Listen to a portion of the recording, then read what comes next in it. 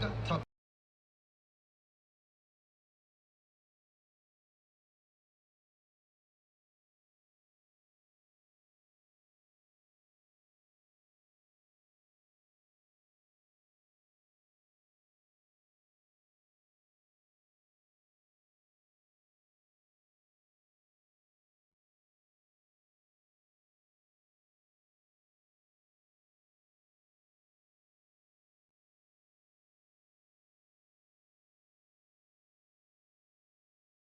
Three-yard return.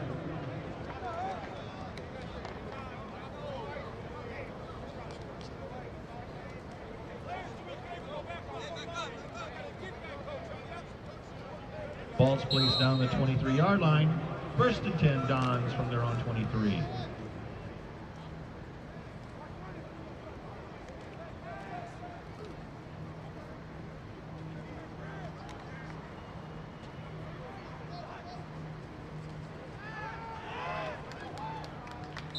Pass is caught.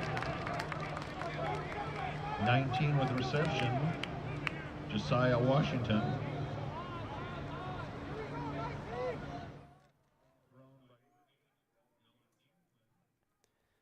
Test, test, 1, 2, 3. Can you hear anything? Oh, okay.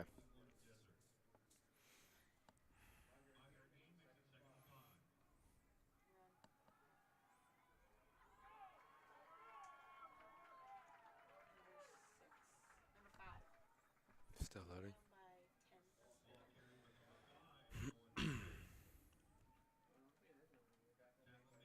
Hmm?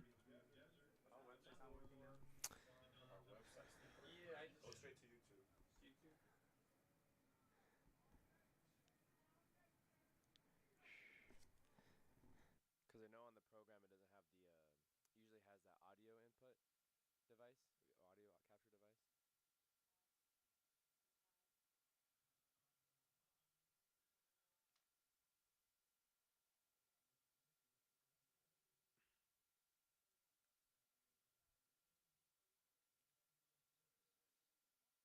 But do you hear any audio? Like go back and see if you can hear audio. Okay. Right on. Then you're good to go.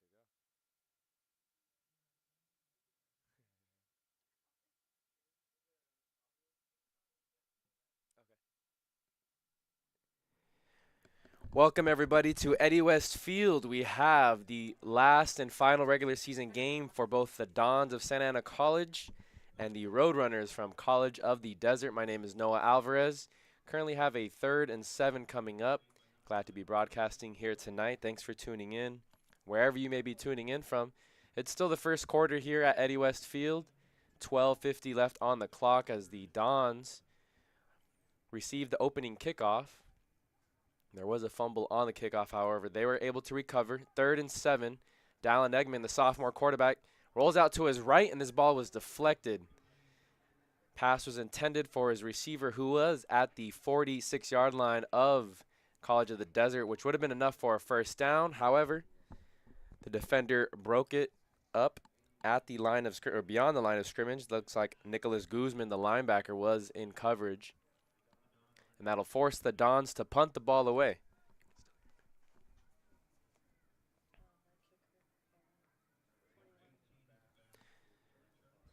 Punt is away. No flag after contact was made by the punter. This one drifted out of bounds to the far sideline. So that's where the Roadrunners will start their first offensive possession of the game. Again, you are watching Dons football here on the Santa Ana College Athletics YouTube channel in conjunction with SportsNetUSA.net. 12:33 left to go in the first quarter. Both these teams are from the American Metro Conference. The Dons enter tonight 7-2, while the Roadrunners enter with a record of 6-3. This will be the first we see of their offense as they hand it off to their very talented running back, wearing number 27. Expect to hear Cannon Boswell's name a lot as the first rush of the game for the Roadrunners offense is for 6 yards. So 2nd down and 4. Yard to gain is the 40. Roadrunners are in their white uniforms, yellow pants, gold helmets. Another handoff to Boswell on the left side, and this time he is swallowed up by the Dons defense. You're going to want to get familiar with Blaze Iglesias, Oscar Serrano, Joseph Aborni. All three in on the tackle, and they'll rotate a lot of different names as well. We'll try our best from up here to get you all the names on the field. However, the Dons are in their red uniforms with the metallic silver numbering. Pretty tricky to read from up here. 3rd and 5 coming up. Bryson Blankenship is the quarterback for the Roadrunners. He has 2 receivers to each side, throws it out short to the left side, and it's caught. And he's pushed out of bounds after picking it up yards for the first down. That's Frankie Valentino, the sophomore wide receiver from Cathedral City High School. So it'll be a first down for the Roadrunners. The Dons are able to pick up a first down in their first possession of the game, however, had to punt the ball away after being stopped on 3rd down. 11 minutes left to go in the first quarter. Still a scoreless game here at Eddie West Field, as it's another handoff to Boswell, and that's big Blaze Iglesias up in the middle, wreaking havoc. They're going to give him 2 yards. It didn't look like he got that much of a push. The far sideline referee is standing at the 44-yard line, but it didn't look from our angle here that he crossed the line of scrimmage, so a favorable spot for the Roadrunners.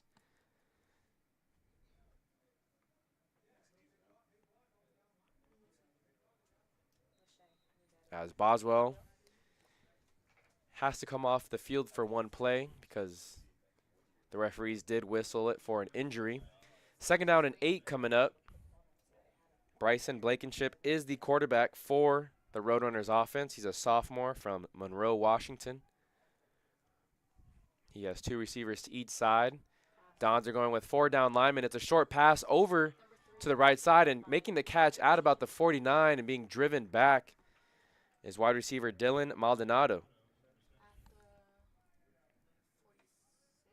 So it's about a 4-yard gain. Again, far sideline referee going to mark him down at the 50. So another favorable spot thus far for the Roadrunners. 3rd and 2 coming up.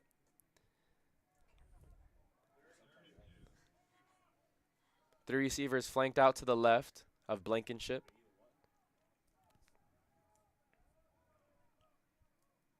Dons gonna rush 4. Stunt up front. There was a blitz off the edge. I believe that was Joseph Aborni who made the tackle from the weak side. They tried to run it over to that left side of the lineman.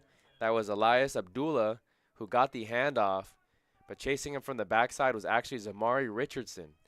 Richardson has a lot of speed coming from that DN position. Uses it a lot of the time to get sacks in pass rushing scenarios there, chasing down the run from the backside. They're going to go for it. 4th and 2 here. Very early in the game. 9:20 left to go in the first. However, the Roadrunners looking to make a statement here against the Dons defense. 5 guys on the line of scrimmage for the Dons. Now 1 backs off. They rush 4. It's a speed option to the right side. Pitch to Abdullah. And it's a loss of 2 yards, and it'll be Dons football. That's Zamari Richardson and Cole Miller in on the tackle for loss.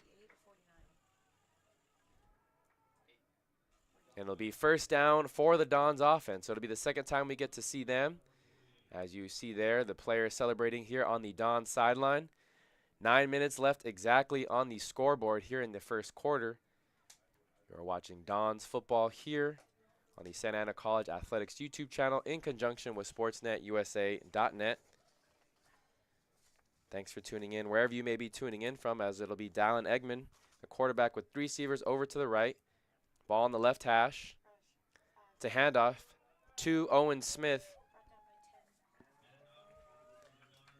He's going to get brought down at the 45-yard line. So gain of about 3.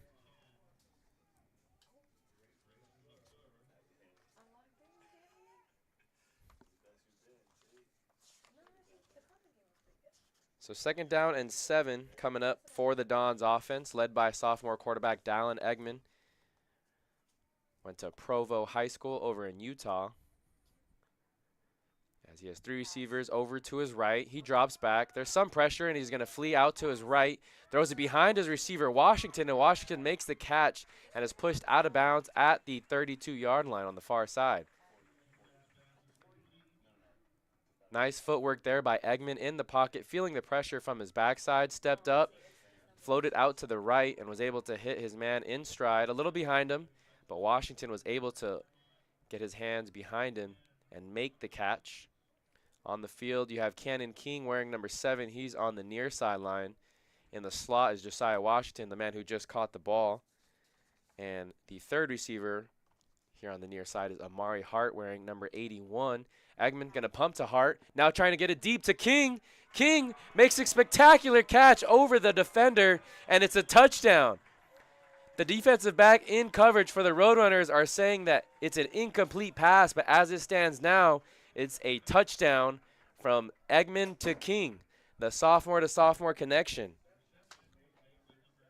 And obviously at this level, there is no instant replay, so as frustrated as Fabian Garcia is on the field, there is no chance of this one being overturned, as none of the other referees had anything to say. It was the near sideline referee who made the call. And it's 6 points, now 7 for the Dons offense. They lead 7-0 early in the first quarter. 7:46 left to go.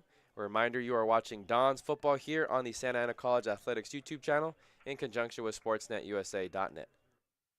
Do you have the sponsorship reading so I can read it off at least?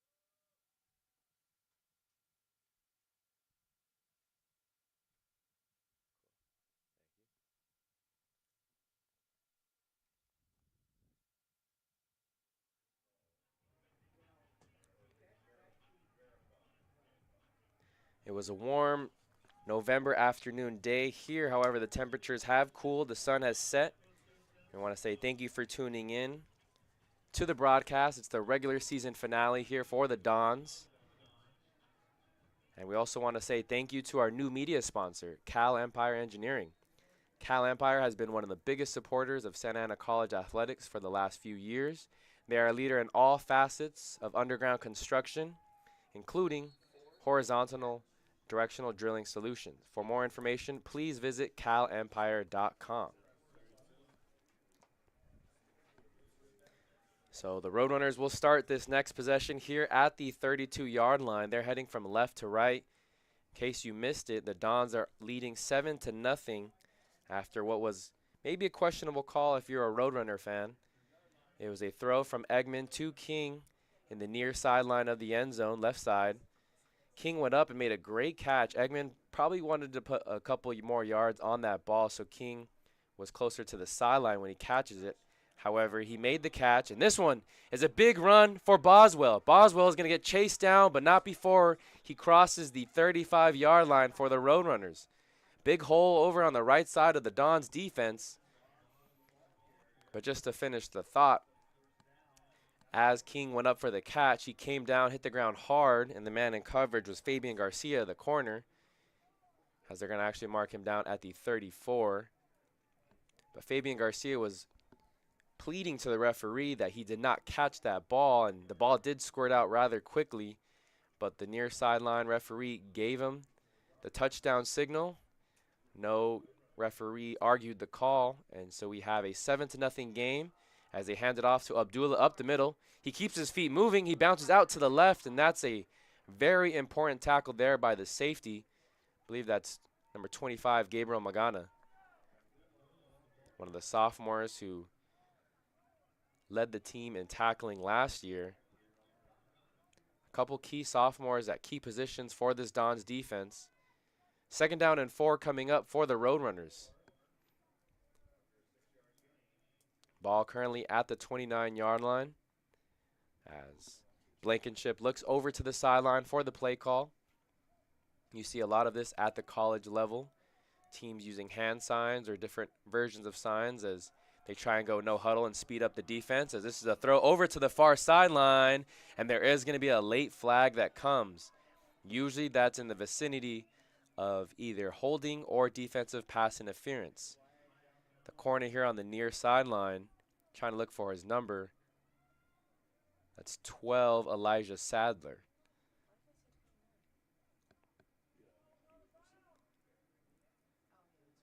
We'll get you the D-line on the field for the Dons currently. It's Blaze Iglesias, Joseph Aborni, Zamari Richardson, and Oscar Serrano.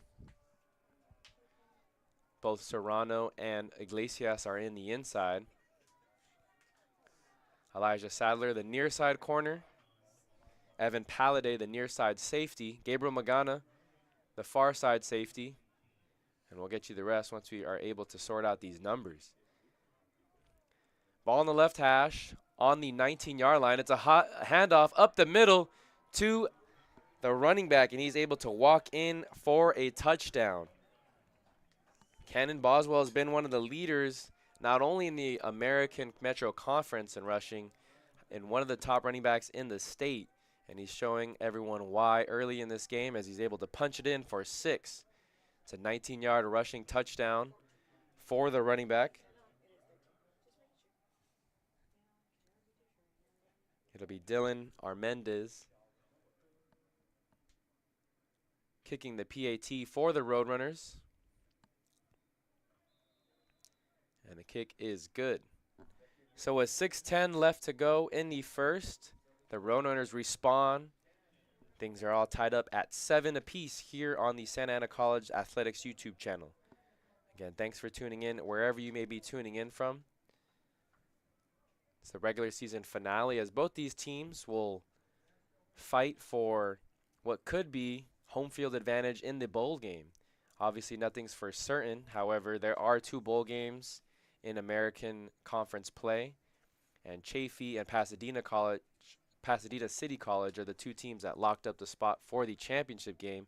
However, in the second bowl game in the American Conference, we could see a rematch between the Dons and the Roadrunners.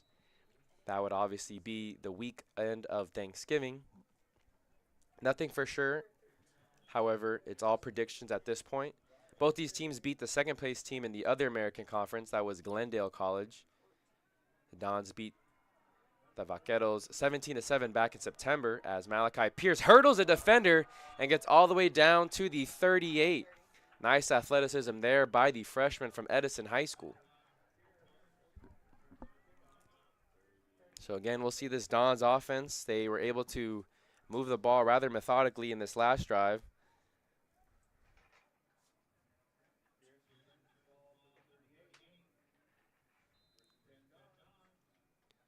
So 1st and 10 from the Dons 39-yard line. 3 receivers flanked out to Eggman's right. Cannon King, the lone receiver here on the near side. No, it's Beck Moss now. Beck Moss is into the game. He scrambles right, throws this one up, and it does flail out of bounds. So King does come into the game. That was Jackson Smith. Again, tough to read these numbers from up here. However, we do know the lineman numbers has been pretty much the same all year. At left tackle, Victor Corrales. At left guard, wearing number 76, Adon Aguilar. Wearing number 69, playing center, Iskandar Albitar.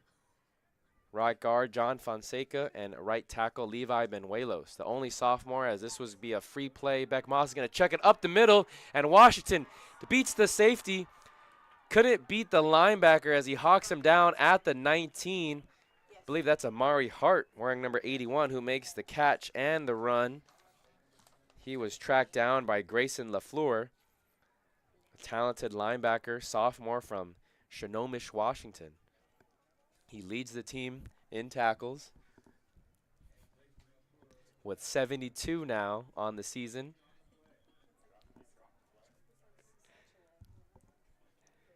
As Moss and the offense look to the sideline, looks like both Saucedo, that's William Saucedo, and Owen Smith are into the game at running back. Is that running back 9 or 3?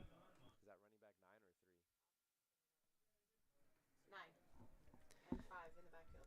It's Malcolm Perry, not Saucedo, on the left of Moss, while Owen Smith is on the right. And Perry's the one who flinched. Looks like there was miscommunication on the center as both the receiver and 2 running backs moved. So it might have been some miscommunication on when the snap was. Moss is a sophomore from Irvine High School. Has a little bit more athleticism than Eggman. However, Eggman does have the better arm and played most of the season. As the handoff to Owen Smith. Up the middle. Gets a gain of about 3. Brought down by Kristen Verdon. 5:15 left to go in the first. Things are all tied up at 7 apiece. The Dons 7-2. Roadrunners 6-3. Both these teams had their hopes of winning conference cut short to the undefeated Chaffey College. Dons lost to them last weekend as Moss rolls out to his left, finds King at the 12-yard line as he makes a sliding grab. No question about that one as he was able to haul it in while sliding on his rear. Not enough for a first down. 3rd and 2 coming up. The Dons did lose to Chaffey last weekend, 34-24. They were riding a 7-game win streak before that loss. Still plenty to be happy about if you're head coach Anthony White, who's in his 3rd season with the program. It's a handoff to Perry. The big man's going to run all the way to the 2-yard line, and he gets his helmet ripped off. The ball did scamper away. However, the whistle blows the play dead, and it should be half the distance from the 2, so probably put the ball at the 1 as Perry was able to break it away. The safety, looked like it was number 2, Keyshawn Butler, was the one who ripped the helmet off. That'll be a face mask, and that was one of the more severe ones that we've seen here this season.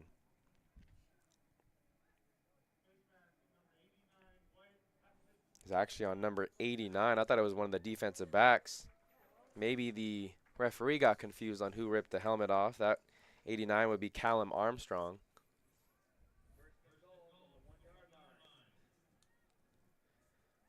So 1st and goal coming up for the Dons. They still have the 2 running back formation. Perry on the left, Owen Smith on the right. Washington the slot on the right side. It's a handoff to Perry. Perry met at the line of scrimmage and is actually going to lose maybe half a yard. Good penetration from Verdun, wearing number 99. Armstrong, who we just talked about too, wearing number 89, in on the tackle as well.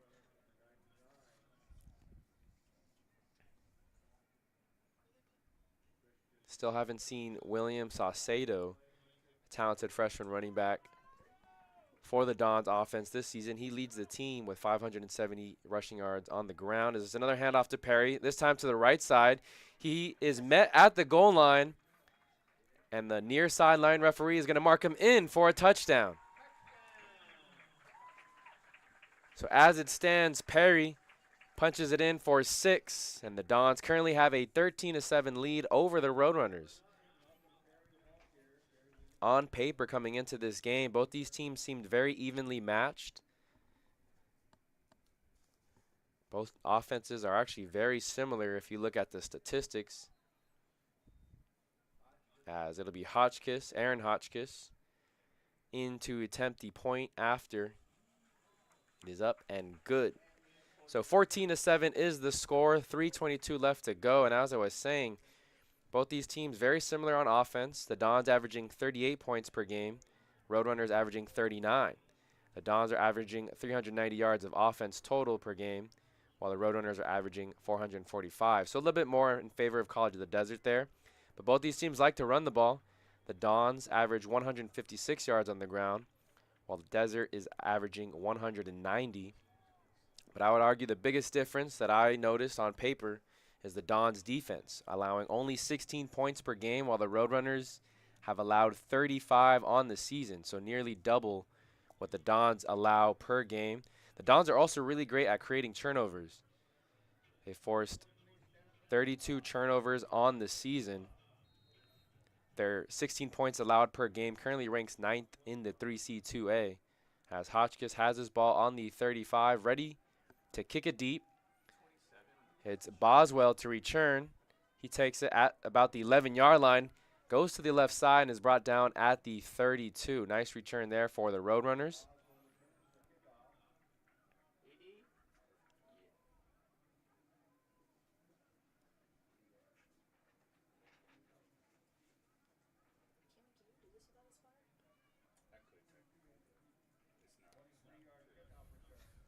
And both these teams, since they're in the same conference and in the American Division, played very similar teams. So we can go schedule for schedule and see how these teams stacked up against the like opponents.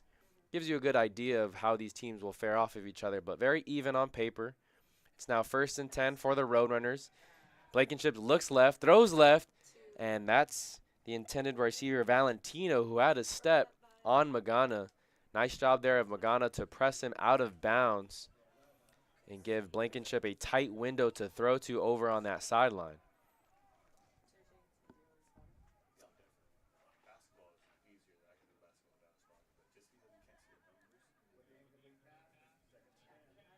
So 2nd down and 10, 3:11 left to go in the first quarter.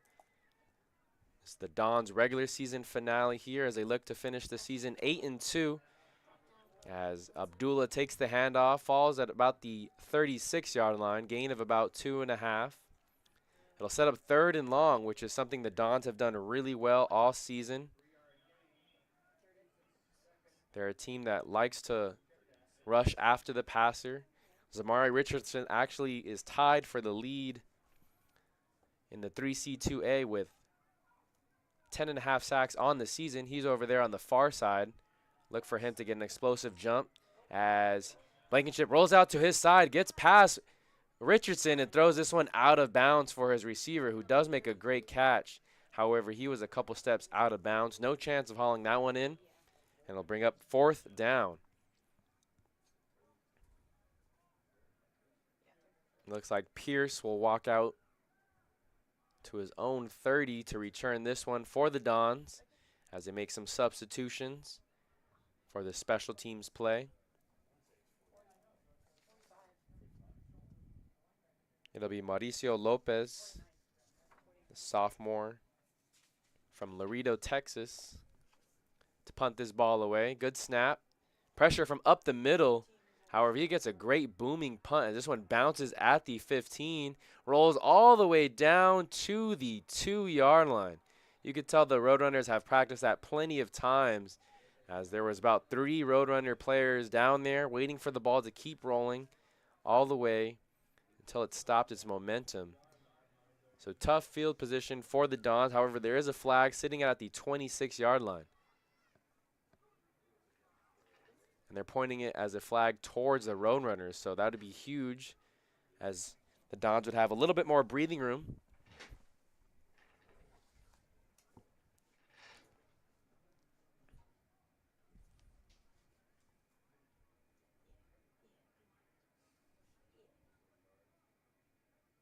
We'll wait for the white hat to make the announcement of the call.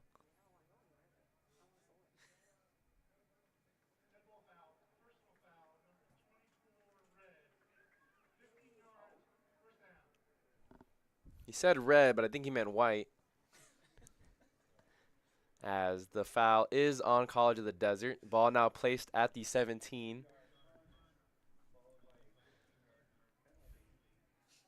Looks like Beckmoss will stay in at quarterback for the Dons offense. It's King, Washington, and Hart, the 3 receivers here on the left side, as the Dons are on the right hash. Looks like Jackson Smith is in at running back. They're going to motion Hart from left to right. Now it's an orbit motion.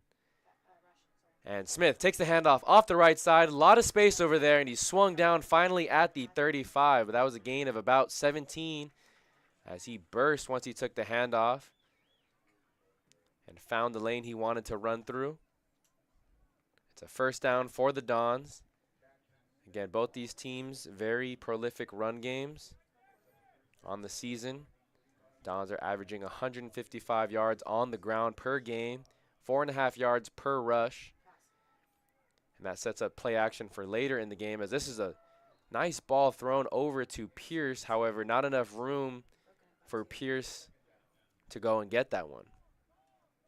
That's where you want to put it if you're the quarterback, towards the sideline. Give your receiver a chance to make the catch, and only your receiver. As Perry will come into the game. Perry is in the backfield with Smith. 2 sophomore running backs for this Dons offense.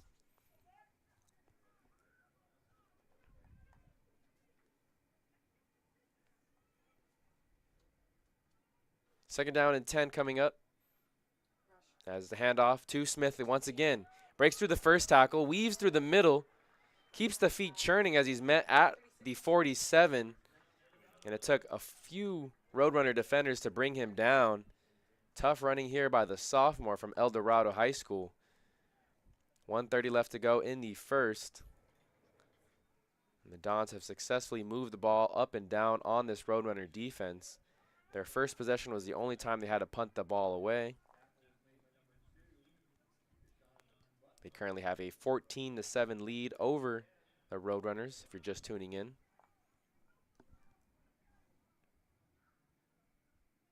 They're going to motion Smith out of the backfield to the left side. Moss now steps up in the pocket, feels the pressure, and try to get this one to Pierce. Pierce felt like there was some excessive contact by the corner, Keyshawn Butler. He was in coverage over on the left side. The two are chit-chatting after the play just a little bit, something to keep in mind. Second down and 10 coming up for the Dons.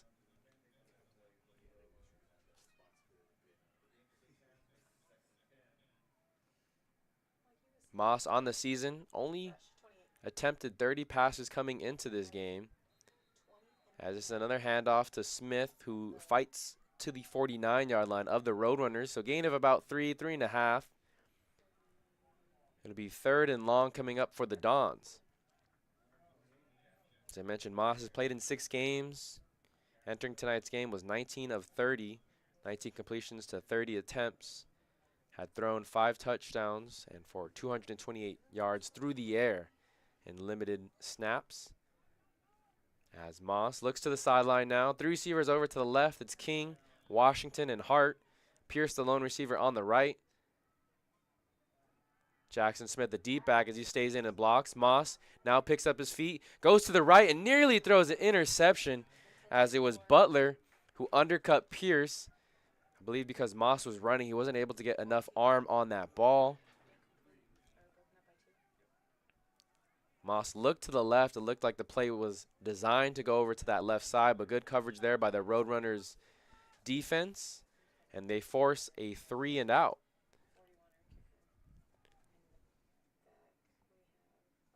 Back deep to return is Frankie Valentino standing at his own 11. Hotchkiss going to punt this one over to the side. This is the second punt we've seen over towards the sideline. So maybe it was in the scouting report not to punt to Valentino, who is back deep to return, as this one's down at the 7-yard line. So very good punt there by the freshman from Tustin High School. Just under a minute left to play in the first quarter, as the Dons have a 14-7 lead over College of the Desert. A reminder, you are watching Dons football here on the Santa Ana College Athletics YouTube channel in conjunction with SportsNetUSA.net. We also want to say thank you to our sponsor, Cal Empire Engineering. They've been one of the biggest supporters of Santa Ana College athletics for the last few years. They are a leader in all facets of underground construction. For more information, please visit calempire.com. 1st and 10 coming up for Blankenship and the Roadrunners offense. It's a handoff over on the left side, and they get a good push all the way to about the 10-yard line.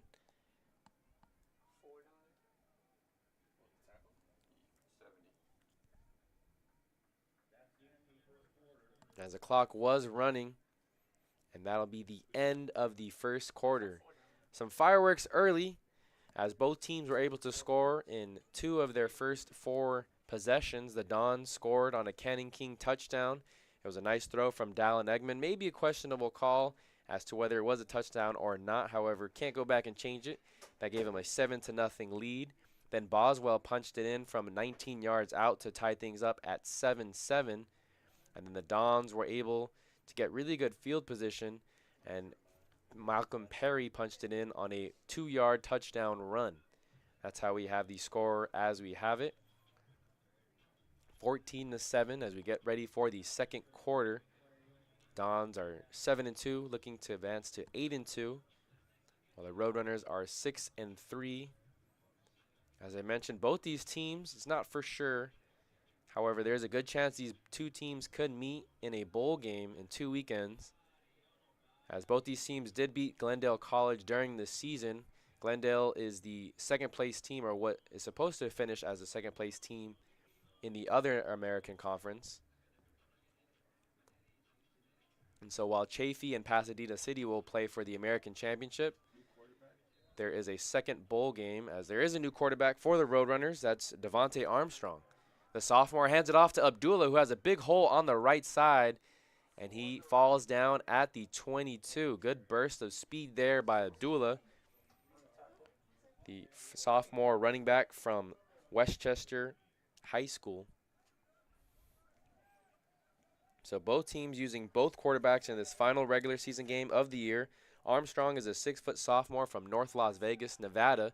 As Armstrong steps up, a lot of pressure in his face as the Dons did rush 6. And it looks like 3 defenders are there to meet him. That's Baden Tanakawa, Joseph Aborni, and Oscar Serrano in on the SAC. Serrano's going to sub out wearing number 52. Coming into the game for him is Jacob Avendano. Iglesias is down on the line as well with Richardson and Aborni on the far side, as there's a timeout called by Anthony White and the coaching staff. Second down and 13 coming up. Ball on the 21-yard line. Yard to gain for the Roadrunners is the 33. There's currently 14:02 left to go in the second quarter now. Dons have a 14-7 lead. Thanks for tuning in wherever you may be tuning in from.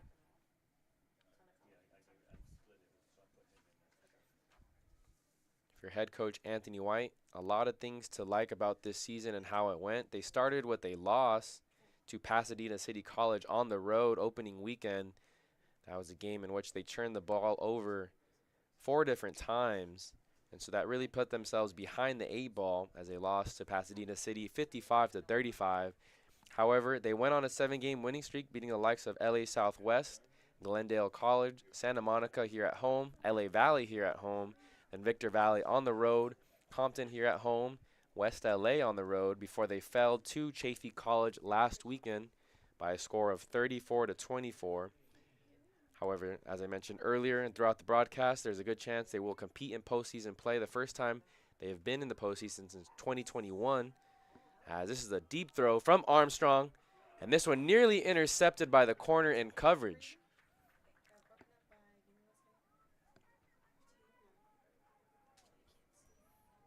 I believe that was number 16, Jason Curl, in coverage.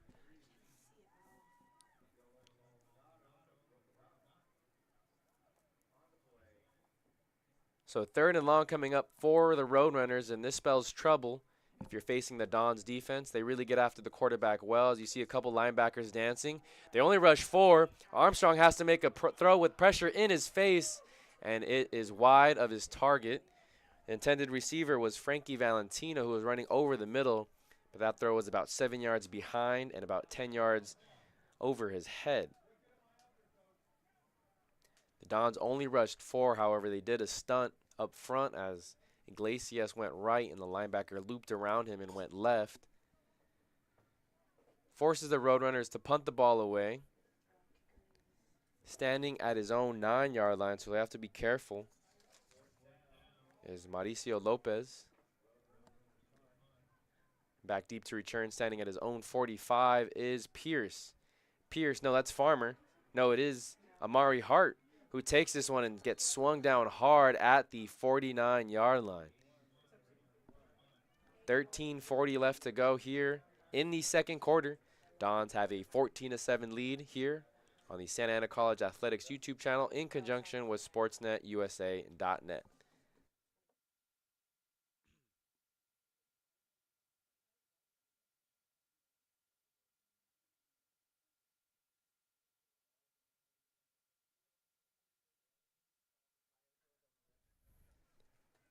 So they mark that ball down at the 50. The Dons will start this possession at midfield. 3 receivers now to Eggman, who just came back into the game.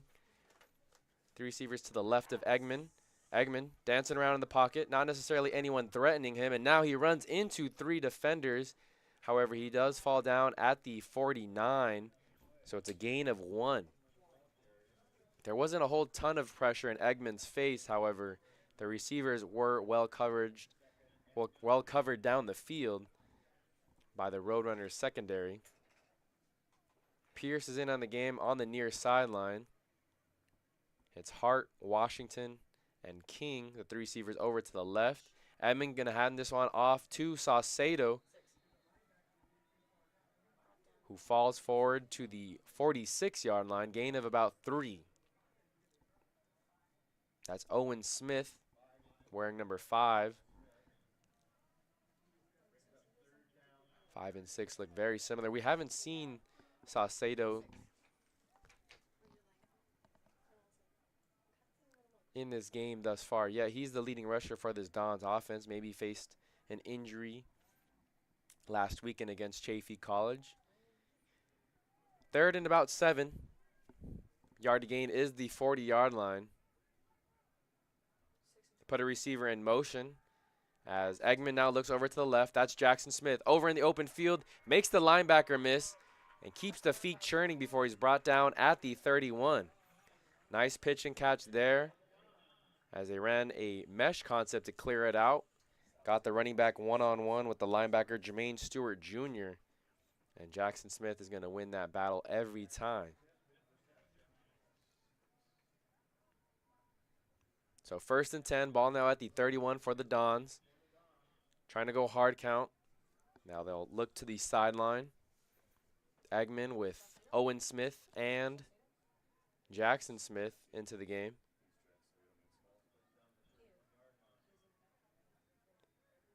Smith takes the handoff, and he's brought down at the 26-yard line.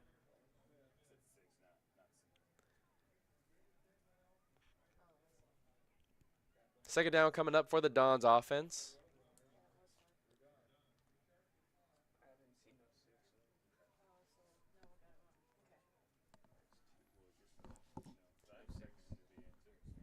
$11-12 left to go here in the second quarter. They're going to motion Jackson Smith out to the right. They hand it off to Owen Smith, and Owen Smith bursts up the middle all the way down to the 13-yard line. Another first down as they keep the chains moving. This Dons offense is at its best when they're able to continue to pound the ball on the ground. As I mentioned, they average 155 yards on the ground per game. Last week, even in the losing effort, they were able to manage 103 yards on the ground in their game against Chaffey, as Eggman, dancing around the backfield, tries to throw it to his running back and does. The freshman makes a tough catch and even a tougher run after the catch to get down to the 6. And there's a flag in the backfield, usually in the vicinity of holding, but it might be a roughing the passer penalty on the Roadrunners defense as Eggman was running around.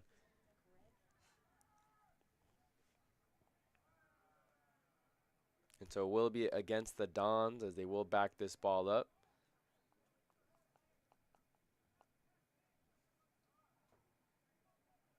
Again, the Roadrunners defense has done a nice job of taking away the first look. Eggman looked to the right.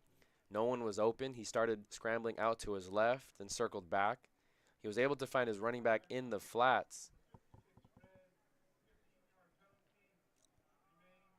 And it's a 15-yard penalty. So a costly decision there by Levi Banuelos.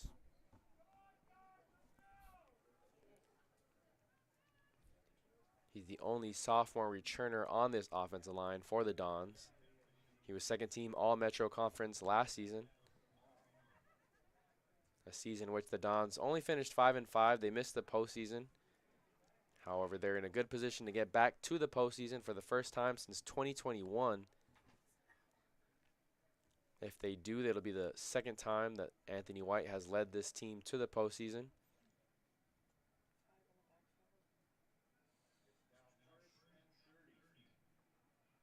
He has a 17-10 record.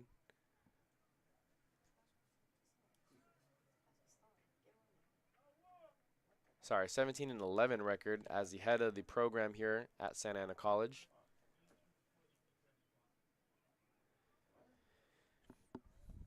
So it looks like there's some miscommunication as to where this ball should be spotted. Now they're going to march back to the 14 and then walk it back 15 yards from the original spot of the line of scrimmage. So I think there was confusion whether it was a line of scrimmage penalty or a spot of the foul. Works out for the Dons as instead of being backed up on the 38, they're now on the 29. It'll be Eggman with Owen Smith in the backfield.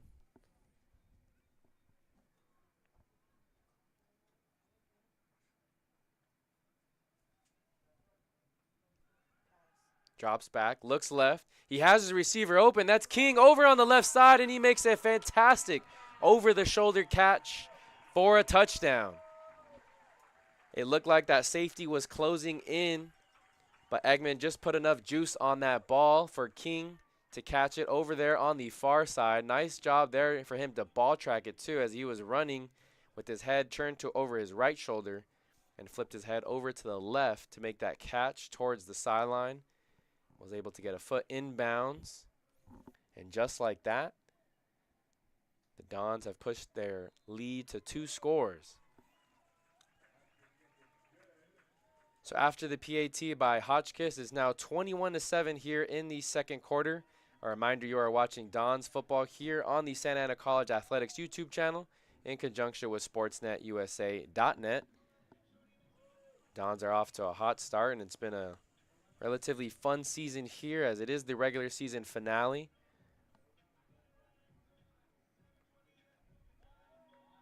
First home game of the season was back on September 9th, which feels like forever ago, as the Dons took on LA Southwest and defeated them 41-16. Their second home game was against the Santa Monica Corsairs. They won 49-3 pretty handily. Then the following weekend on September 30th, they took on the Monarchs from LA Valley. That was homecoming weekend, and that was a scrap fight of a game as the Dons were able to edge out the Monarchs. 7-3 was the final score on that one, as this was a short kick over to the left side. He's able to get it down to the 43. But after the LA Valley game, they began conference play. Their first home conference game was against Compton. They defeated them 57-0. And then their last home game of the season today against College of the Desert. They have a chance to win all their games at home this season. Devontae Armstrong still in the game now for the Roadrunners offense. Ball on the 42 left hash for the Roadrunners. It's a handoff to Boswell, who squirms forward for about 2 yards.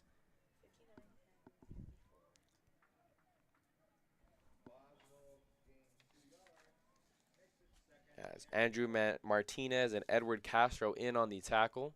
Some names we haven't called much this season. However, everybody getting in for the Dons this game as Boswell finds a hole up the middle, cuts outside, passes the 35, and is brought down at the 33. Good vision there by Boswell as he was able to get his initial 7 to 9 yards up the middle. And once he saw the safeties take a poor angle, as the Dons are going to try and make some substitutions. In college, if the offense makes a substitution, well, the referees have to hold the ball for the defense to make a substitution. However, if the offense makes no substitution, offense could have taken advantage of that. As Armstrong keeps it on the right side, everyone thought Boswell had it. However, there is a flag over here on the far sideline at the 25. That's going to be a holding penalty on Valentino. So take away a great run and a great, even a better fake handoff by Armstrong. It would have been a 33-yard touchdown for the backup quarterback. However, mark them back 10 yards. It'll be from the spot of the foul. Since it was at the 25, it'll be backed up to the 35. Costly decision there by Valentino. Second down and about 13 coming up. 8:56 left to go in the second quarter. Dons have a 21-7 lead here at Eddie West Field.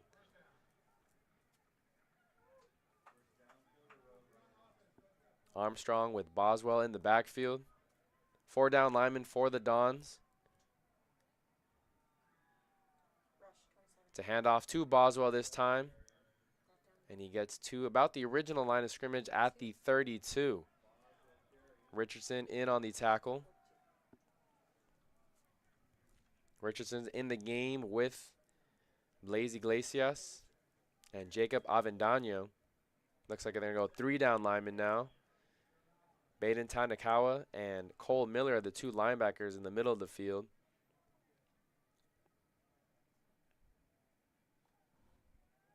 Looks like Jason Curl is a near side corner.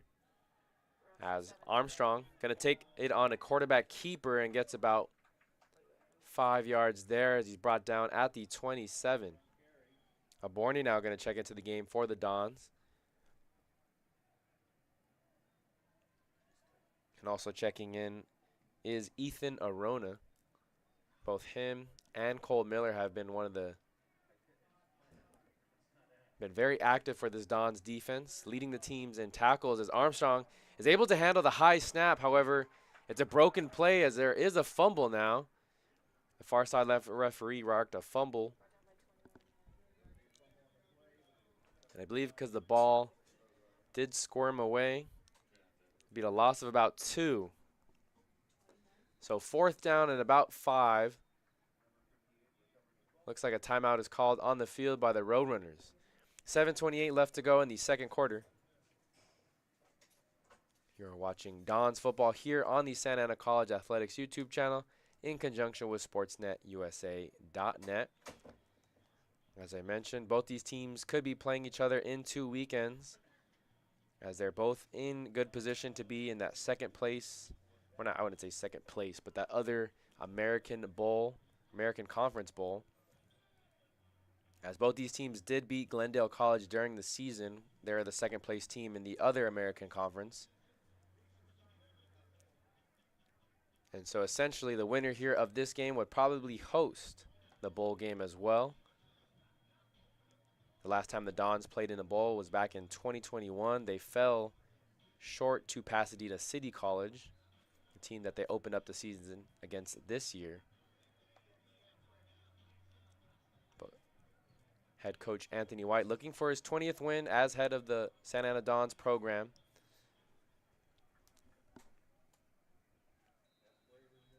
He's done a good job recruiting a lot of the local talent.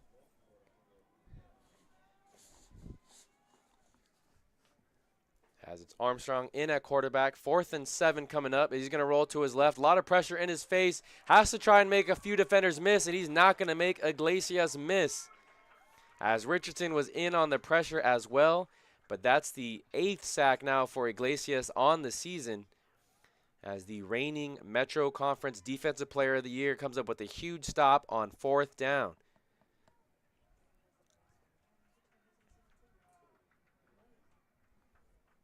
Iglesias, a talented sophomore from Orange High School. He had all kinds of offers coming out of high school and has had an outstanding career here at Santa Ana College. 7:20 left to go, and the Dons will get another crack to score before the end of the first half. We'll see who's in at quarterback for the Dons offense this time, and it's Dallin Eggman again. 2 running backs in the backfield, Jackson Smith and Malcolm Perry. King is a lone receiver over on the left side, while Washington and Pierce over here on the right. It's a handoff to Perry. Perry gets over to the right, and he barrels through the Roadrunners defense, getting about 5 yards on the carry to the 45-yard line. Stewart Jr. was in on the tackle. 2nd down and 5 coming up for the Dons. They try a hard count. There was movement, however, no flag was thrown. He's just going to chuck this one up, and dangerous decision there. As I mentioned, he thought it was a free play in coverage. was Myron West. He actually leads the team with 3 interceptions on the season. This is a Roadrunners defense that only has 6 interceptions total on the season in comparison to the Dons' 12.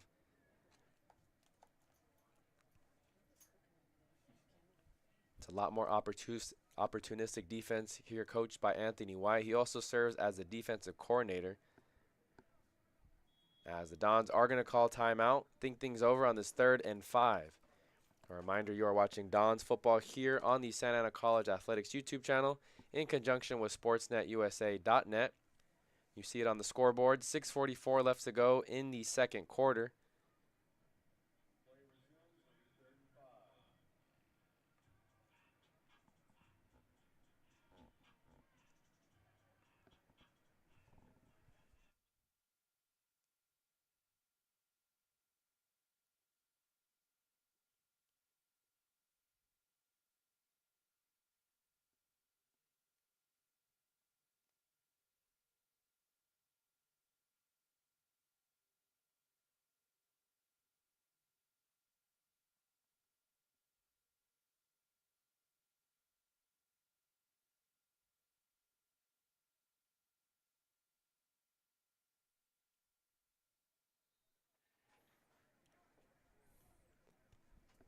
So 3rd and 5 coming up for the Dons. Eggman going to look to his left. He has his sophomore receiver, King, and this throw is too high. As Butler was the man in coverage. A good throw in the chest, and it would have been enough for a 1st down. However, Eggman sailed the throw just maybe a yard or 2 too much for his sophomore receiver. And that'll force the Dons to punt this ball away, standing at his own 15-yard line is Alvaro Zatino. Zatino catches it at the 13. He's going to head from the left side of the field to the right. No blockers in front of him. I believe that's going to be a block in the back called. And yep, there's the late flag as he falls down finally at the 16. But there should be more yards going backwards, as there was a block in the back on the Roadrunner gunner. So 6:25 in the 2nd quarter. Again, thanks for tuning in wherever you may be tuning in from. It's the Dons' regular season finale as they look to finish with a record of 8-2 and potentially could host a bowl game in this postseason.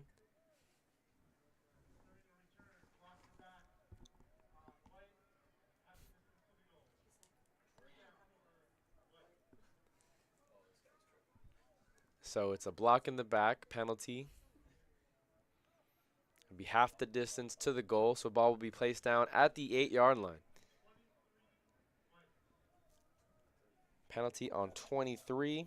That's Myron West, the freshman corner who I was just talking so highly of a couple plays ago, as Armstrong now going to motion a receiver from left to right.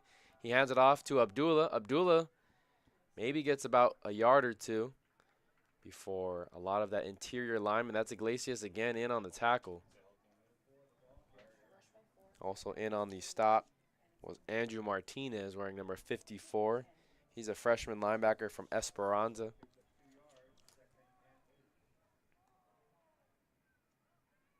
Armstrong.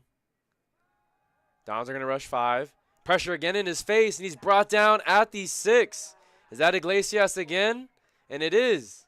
Another sack for Iglesias. A lot of pressure in Armstrong's face. Pressure from the outside, pressure from the inside.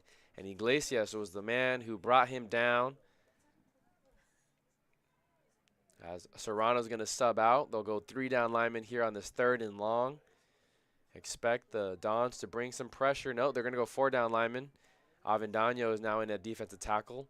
Richardson and Aborni are the defensive ends. They only rush 4. No, a 5th one comes late, and this is a throw over the middle, over the intended receiver's head. That's Valentino. And heard some late whistles. I don't see a flag. There is a flag in the end zone. About 3 yards deep.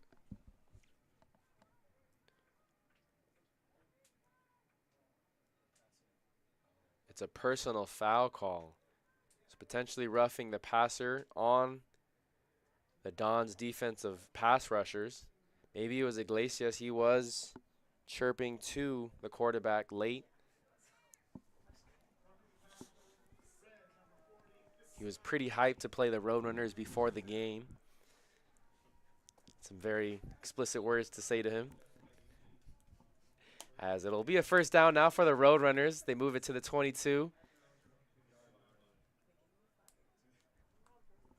4 down lineman for the Dons defense. 5:19 left to go in the second. They're going to motion Zatino from left to right. And there's some movement up front as it was the right tackle, Diego Becerra.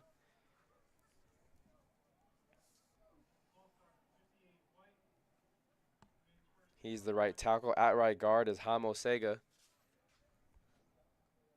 At center is Adrian Rabun.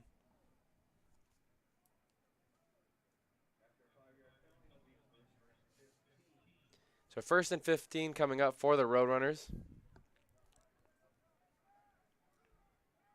Armstrong in with Abdullah in the backfield with him. He gets hit as he throws. He's trying to throw it deep on the left side. Can't get to it is Zier Rivas.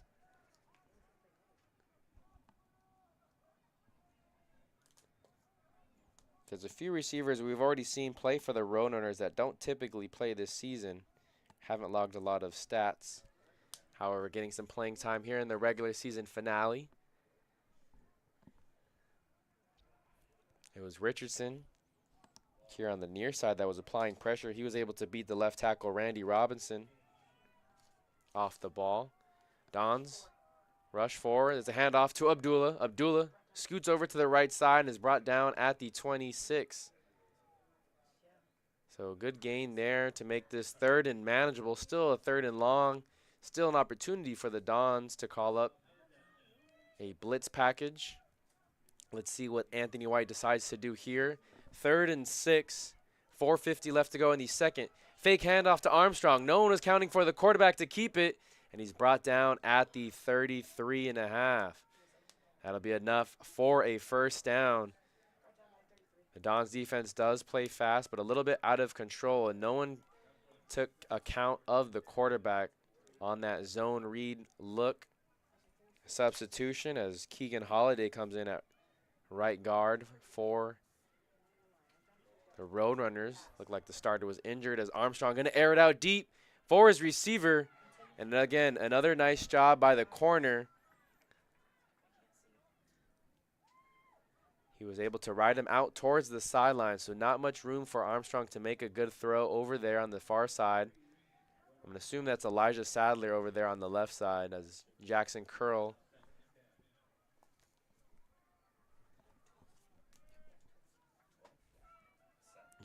Jason Curl, excuse me, the corner on the near side. Is Armstrong going to keep it again, but this time the Dons are prepared, and while Aborni doesn't make the tackle, he does prevent a big gain of about 3 on the play. Cole Miller in on the stop, as well as Richardson chasing it down from the backside. So nice job there by Aborni. Jake Bento into the game, also in at nickel corner here on this near side. Markel Mitchell, the safety here on the near side. Magana, the safety on the far side.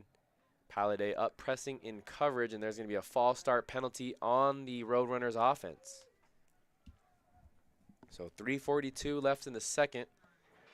The Roadrunners might have to be careful here because if they punt the ball away, the Dons will still have plenty of time to drive down and get another touchdown or score some points before the end of the first half. So here on the left side is Rivas and Zatino, the 2 receivers, both freshmen.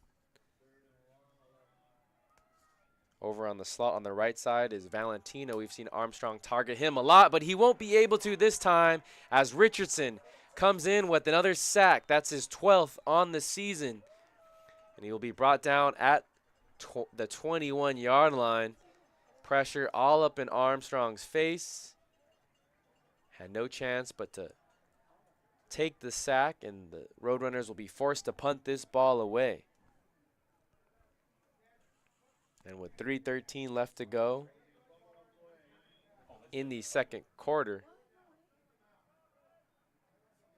And the ball came out.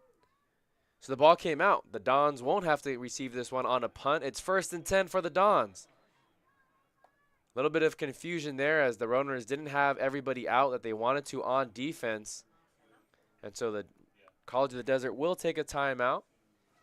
Nice job there by head coach Jack Steptoe. Saw that there was confusion. There was a couple guys on the punt unit team that were prepared to run out. However, it was a fumble. So give Richardson a sack and a forced fumble. Didn't see who was able to corral it. But it'll be 1st and 10 for the Dons just outside the red zone at the 22-yard line. A reminder, you are watching Dons football here on the Santa Ana College Athletics YouTube channel in conjunction with SportsNetUSA.net.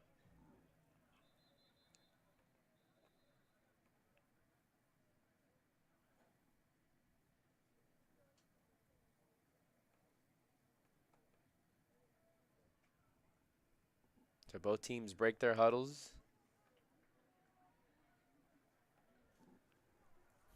1st and 10 coming up for the Dons. Beck Moss in at quarterback. Jackson Smith and Malcolm Perry, the two running backs. Perry on the left, Smith on the right. To hand off to Perry. Perry brings a couple of defenders with him, and he's brought down at the 16. In on the stop for the Roadrunners defense is defensive tackle Verdun. That's his 5th tackle on the evening. He's been very active, wearing number 99. Same formation, another handoff to Perry. A little bit more room for Perry this time, and he's finally, keeps the feet moving. And he brought down at the 8. There's a few times there he should have gotten down. Perry, weighing 235 pounds on the roster at least. He's one of the bigger running backs on the roster. It's hard to tackle him in the open field, especially if you're a secondary player. Probably don't weigh more than 190 pounds at this level, so trying to tackle a big boy at running back, very tough thing to do as the Dons are now 1st and goal from the 9. It's a pass to Pierce. Pierce said too small to the defender as he's able to reach over and make the touchdown grab. That's his 13th of the season. Incredible catch there by Pierce as he just reached over Myron West, who was in coverage. The freshman had no chance. And pending the extra point, it'll be 28-7 in favor of the Dons. After the Dons scored their opening touchdown, Desert responded relatively quickly, and I thought this might be a back-and-forth game. However, the Dons defense has held true to their reputation all season. Desert hasn't been able to move the ball successfully, and now they're behind 28-7 after the Aaron Hotchkiss extra point. 2:07 left to go in the second quarter. A reminder, you're watching Dons football here on the Santa Ana College Athletics YouTube channel in conjunction with SportsNetUSA.net. Game number 10 of the season. Both these teams in the American Metro Conference. Both these teams lost to Chaffey College. Chaffey College was the best team, not only in the conference, but arguably in the American division this year. There was a lot of movement this past offseason as far as teams moving from the American to the National Division. And usually they do that movement every 2 years. However, with teams like Chaffey doing so well here in the American and teams like Orange Coast doing so poorly in the National, they might make some movement and changes in this offseason. As this one's returned. Oh, and driven back down to the 30-yard line. That was Boswell on the return, the running back. And we'll see who they bring in at quarterback. The last few drives they've gone with Devontae Armstrong, the sophomore. He was a backup for much of the season.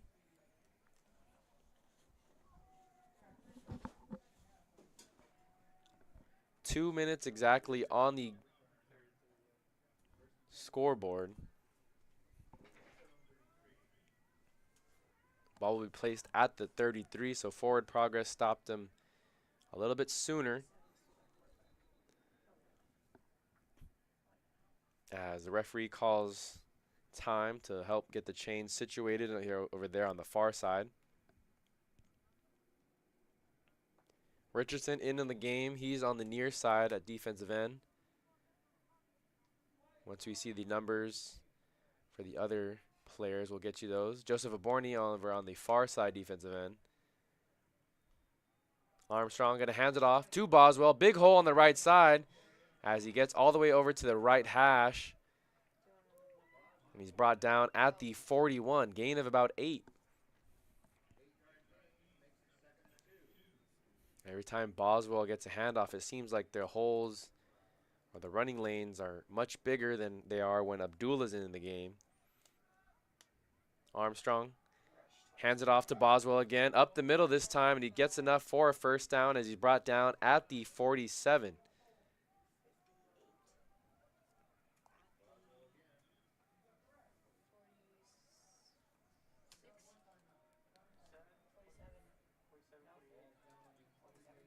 Armstrong going to hand it off to Boswell again, right? If it's successful, don't try and change things up as he's able to get another 8 yards on that first down carry. Just over a minute left, a minute 05. The Roadrunners still have one more timeout. Armstrong now going to throw the ball over to the left side. Has a receiver open. That was Curl over in coverage who slipped at about the 22. And that was Hartwell, the receiver, who was wide open, however. Armstrong overthrew him by about 4 or 5 yards.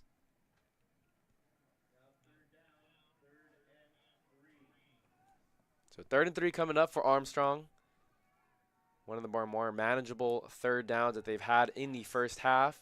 They're going to throw a short pass over to the right side, and staying in bounds is John Williamson. Questionable decision there, especially with under a minute now left to go. 45 seconds to be exact. Clock will start rolling once the referees spot the ball and they get the chains caught up.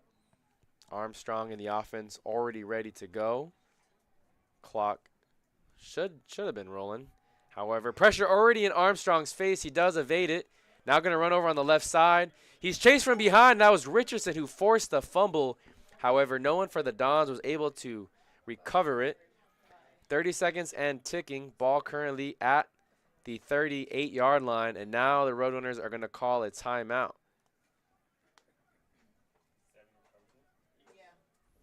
So Armstrong was able to recover his own fumble. Good heads-up play there by by Richardson.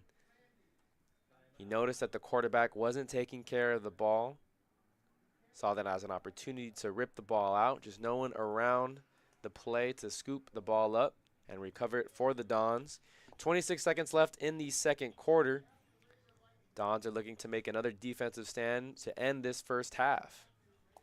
A reminder, you are watching Dons football here on the Santa Ana College Athletics YouTube channel in conjunction with SportsNetUSA.net. Thanks for tuning in wherever you may be tuning in from.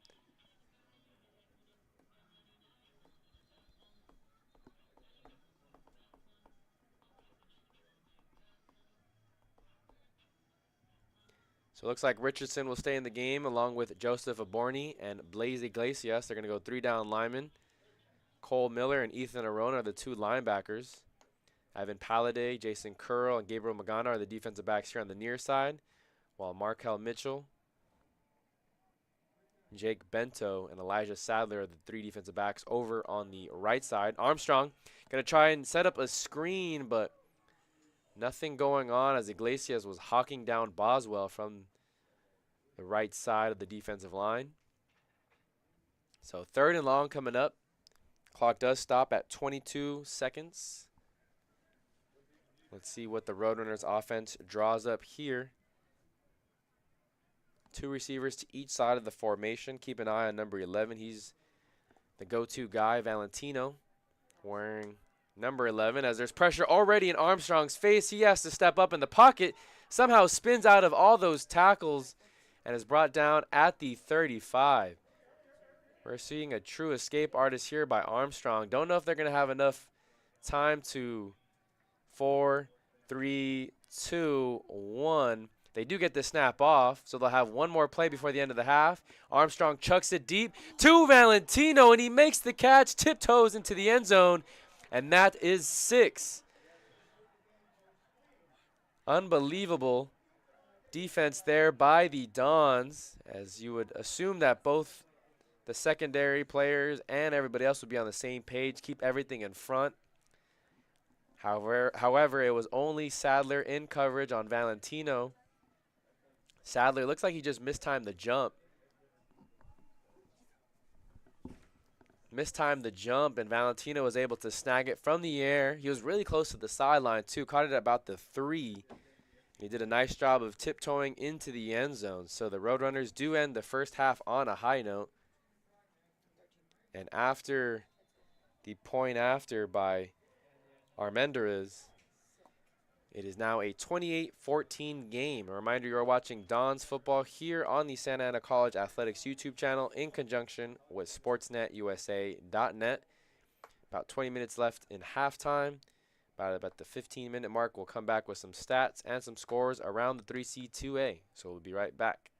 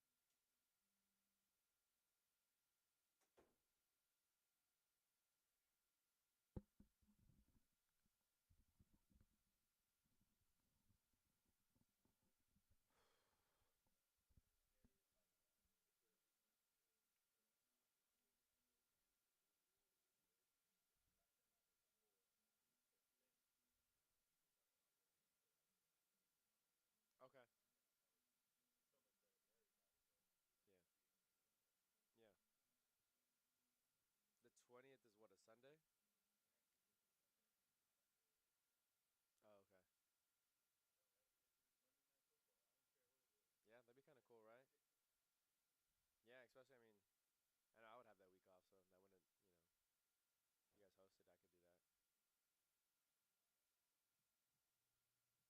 It would just suck for them to play each other, like, right after playing each other, Yeah. Well, especially now that there's only two, right? Last year there was three. Well, we'll see what they do, huh?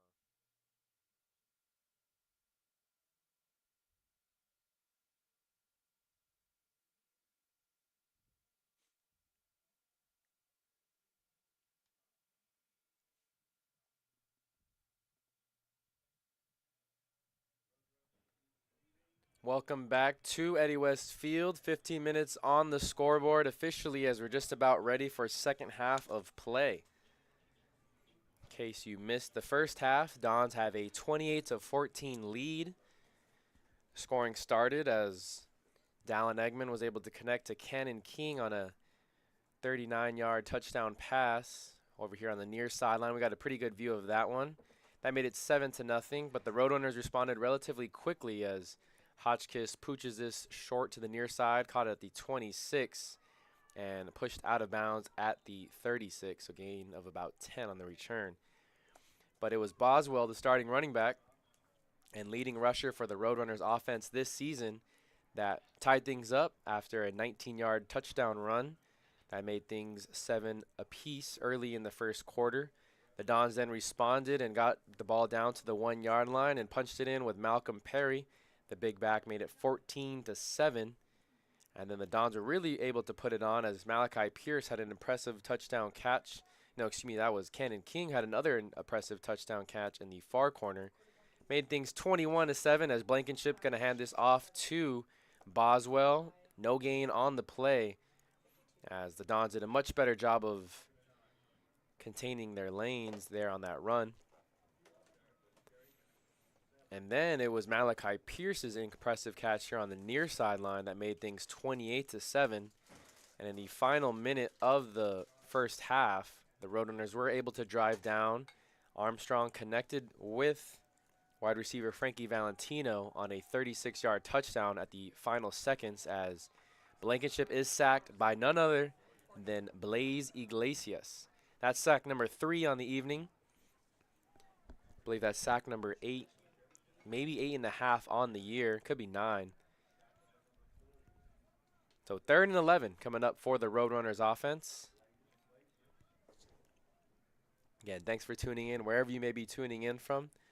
Start of the third quarter, Dons have a 28-14 lead. Roadrunners in their white uniform, yellow pants.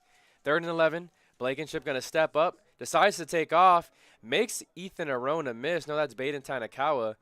And there is a late flag thrown. Didn't see exactly what happened on the end of that play. However, Blankenship was able to escape Tanakawa, fall forward for about 2 more yards. Would have been about 4 yards short of the first down marker. But we'll see what this flag is. Personal foul on the Dons. So that's one thing that we've seen in a couple of the home games this year.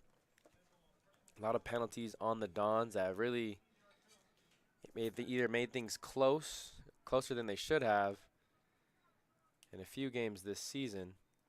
It'll be a first down now for the Roadrunners, and the ball's now at the Dons' 40-yard line.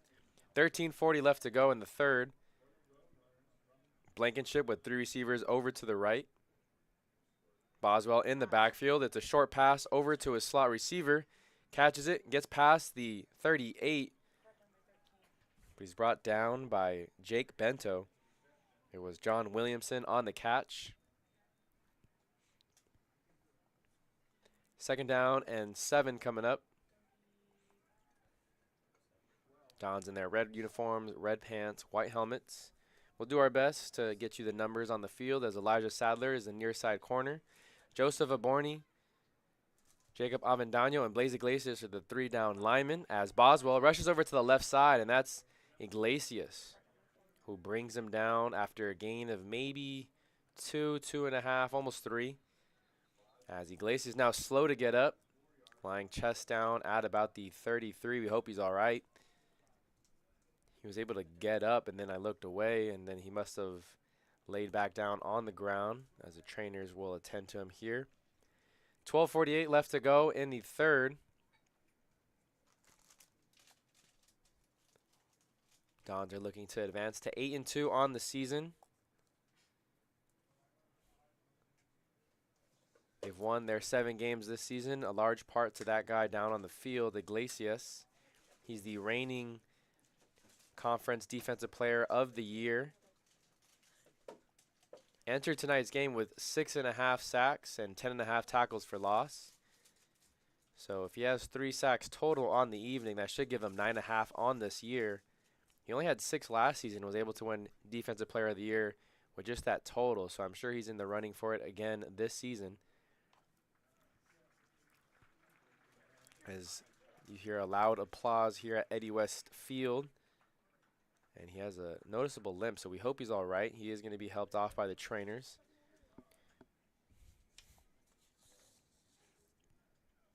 Going to be Edward Castro in at defensive tackle to replace Blaise Iglesias.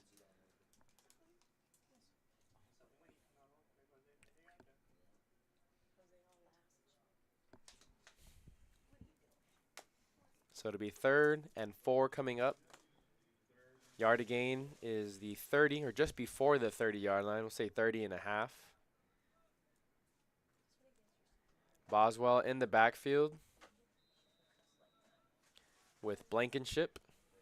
In at the quarterback position, wearing number 6. Tries the hard count, and they throw the flag. Wasn't too sure if I saw some movement up front, but they are going to call a false start penalty on the Roadrunners offense. Back them up 5 yards. 3rd and 9 coming up. Not what you want to be in if you are College of the Desert.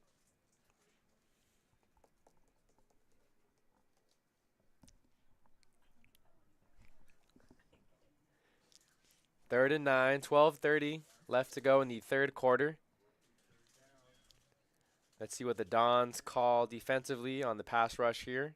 They have 3 down linemen. A linebacker walked up on the left side.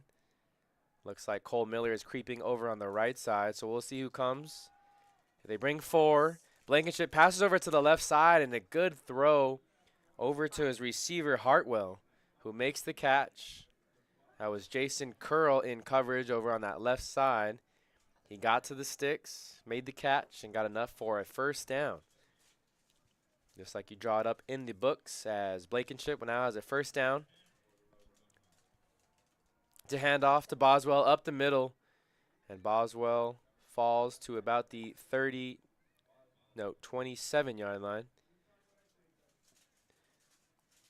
As I mentioned in the first half, the running lanes for Boswell were much bigger every time he took a handoff. Now it seems like the Dons have made the adjustments during halftime and have limited his yards per carry in the second half. Still early on. 11:20 in the 3rd quarter. Blankenship looks left, tries to throw deep to his receiver. It's Sadler in coverage, and he nearly intercepts that one. Pass was intended for Maldonado. Nice job there by Sadler to keep stride for stride with Maldonado. And when the ball came up in the air, instead of playing the receiver's hands, he went out and attacked that ball. Hopefully you got nice footage of that on the near sideline.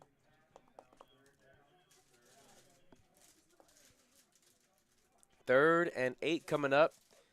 Very similar to the 3rd and 9 we just saw. The Roadrunners convert. Let's see what they draw up here. 3 receivers over to Blankenship's left. It's a toss to Boswell. Boswell has a lot of room. Get past the 20. However, I don't know if he got past the 19. And this near side left referee is going to knock him down at the 19-yard line. So that might be enough for a 1st down. The coaches here on the Don sideline not too happy with that spot. It definitely looked like he got past the 20, but I'm not sure if he got to the 19. Nonetheless, it's a 1st down for the Roadrunners. They keep the drive alive. Maldonado and Valentino are the 2 receivers on Blankenship's left side. Boswell in on the left as well. 4 down linemen for the Dons. Still no sign of Blaise Iglesias. There's going to be a timeout call by the Roadrunners. Looks like there was miscommunication as the coaches are scolding their players. 10:41 left to go in the third quarter. Dons leading 28-14 here in the regular season finale. And during this timeout, we want to say thank you to our sponsor, Cal Empire Engineering. Cal Empire has been one of the biggest supporters of Santa Ana College athletics for the last few seasons. They are a leader in all facets of underground construction, specializing in horizontal directional drilling solutions. For more information, please visit calempire.com.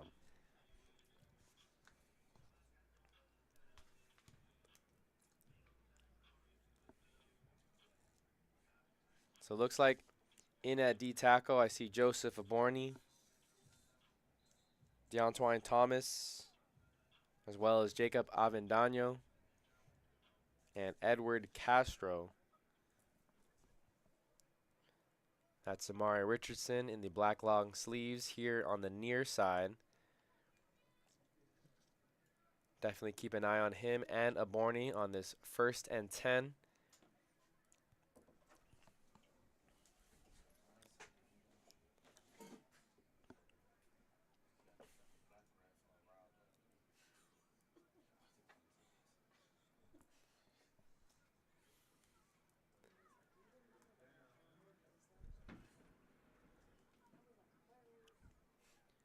Looks like they're waiting the referee to allow play to continue.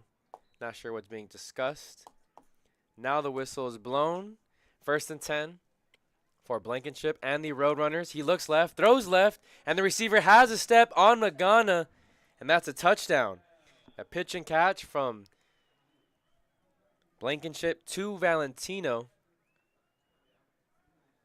Be an 18-yard touchdown.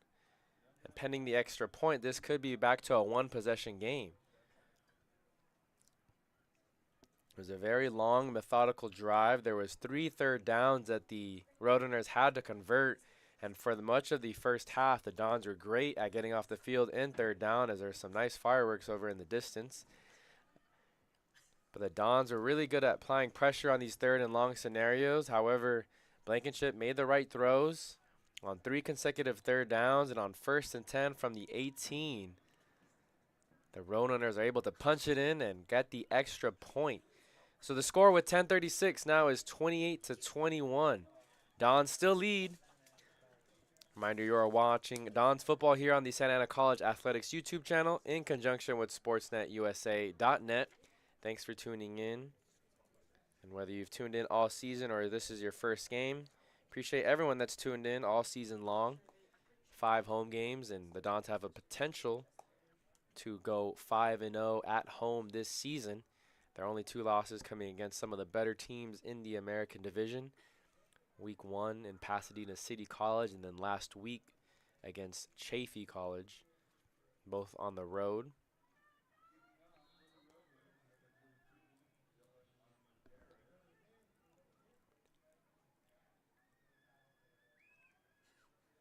So Armendariz will kick this one off from the 35. It's a squib kick up the middle. Looks like Pierce is going to wait for this one, and he has a huge hole in the middle. Armendariz tries to trip him up, and he does. If Armendariz doesn't get an arm on Pierce, that might be a touchdown. The ball will be spotted at the 50-yard line, so good field position for the Dons.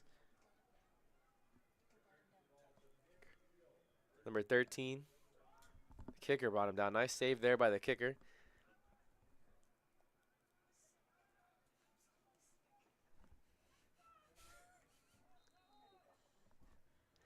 Two running backs in the backfield for quarterback Beck Moss as he hands it off to Perry. They try and stretch it outside. Good tackle there by the defensive lineman Isaac Barranco, setting the edge. Gain of about 2. Perry and Owen Smith have done most of the running back duties in today's game. Haven't seen William Saucedo at all in this contest. We also haven't seen James Farmer, so both of those players might be out due to injury, as Jackson Smith has also gotten some handoffs in tonight's game.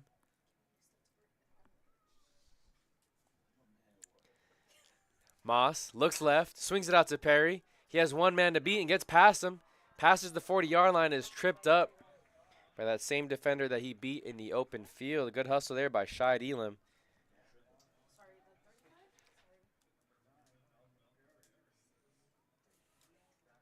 And they'll bring up a fresh set of downs. 1st and 10 for the Dons. Ball placed at the 36. Dons heading from left to right. 9:20 left to go in the 3rd quarter. Pierce and Washington over here on the right side. It's a handoff. And you would usually see on a free play that offense would take a chance deep down the field. There's no flag. Okay, now the flag is thrown, but not sure if it was on the offsides or not. Moss tried the hard count. You did see movement up front by the Roadrunners defensive line. And usually when you quick hike it like that, you expect a free play. They ran the ball. Owen Smith got met at the line of scrimmage and then driven back. I'm not too sure if the penalty is on being driven back after the whistle or if it's on the offsides. Here's the call.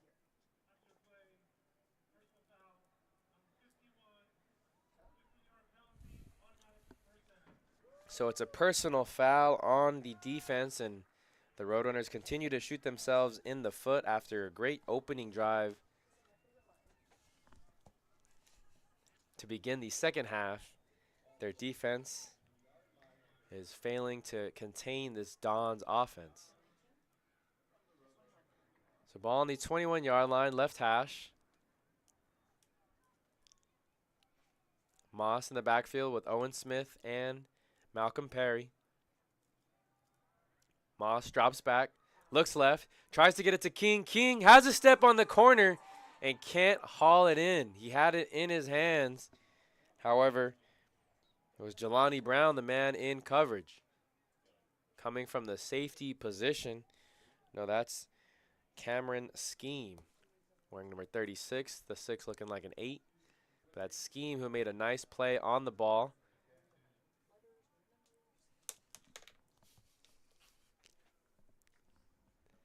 Second down and 10 coming up for the Dons. Pierce now in the slot over here on the right side. Washington, the outside receiver.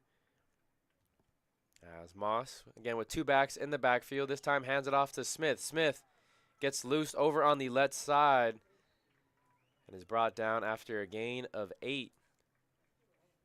So good chunk play for the Dons to bring up a 3rd and manageable.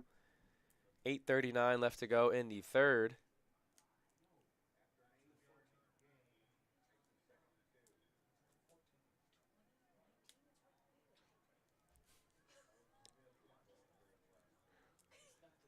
Ball on the 14-yard line as it's another handoff to Smith. Smith on the left side, brought down at the 9-yard line. And that'll be enough for a first down.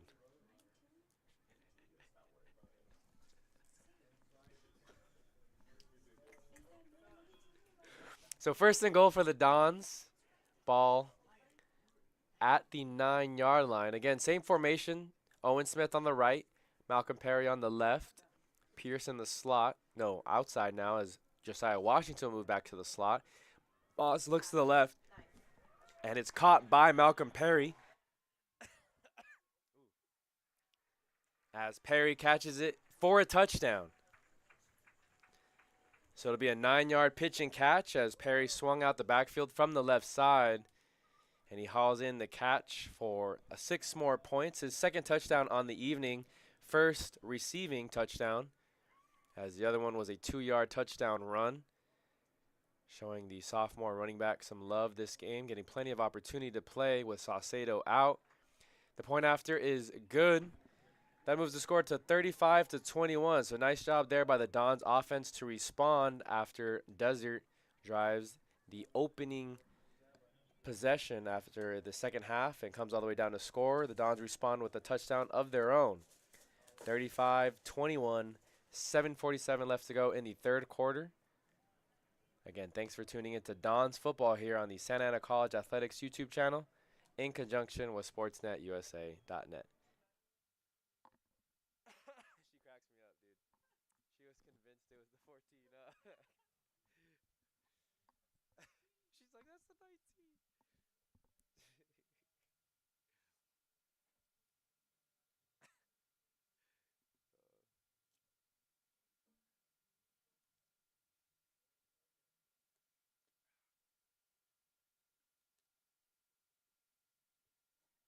It's a pooch kick over on the left side, received at the 35. Not much doing on the return as he's brought down at the 38 by Jackson Smith. One of the running backs making a play on special teams.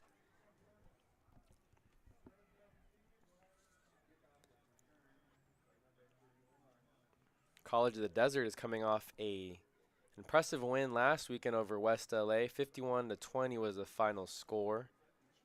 Their only loss in conference play was to Chaffey College as well. Pretty similar to the final score, as the Dons lost 34-24 to Chaffey. College of the Desert lost by a final score of 41-27. Three receivers over to the right. It's Blankenship in at quarterback. Abdullah is the running back now as he is able to get about a yard. Ethan Arona in on the tackle along with Joseph Oborny. 4 down defensive lineman. Still no sign of Blaze Iglesias back in on the field. We hope he's doing all right. As Blankenship and the offense starting to get set. Not moving as fast as they did in the first half. Richardson down here on the right side, the near side on your screen. As I think he was lined up in the neutral zone, so that's what the flag is for. However, this gain is going to negate the penalty and bring down at the 39-yard line is wide receiver Anthony Pickram.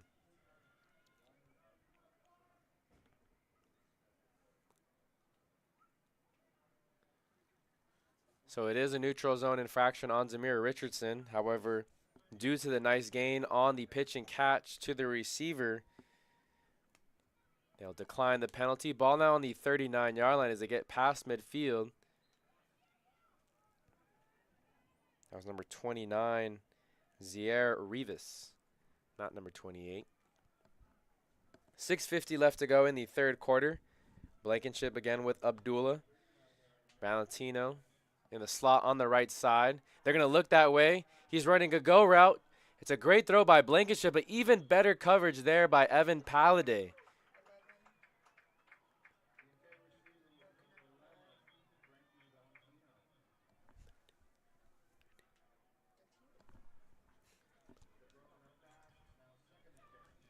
So that'll bring up second down and 10.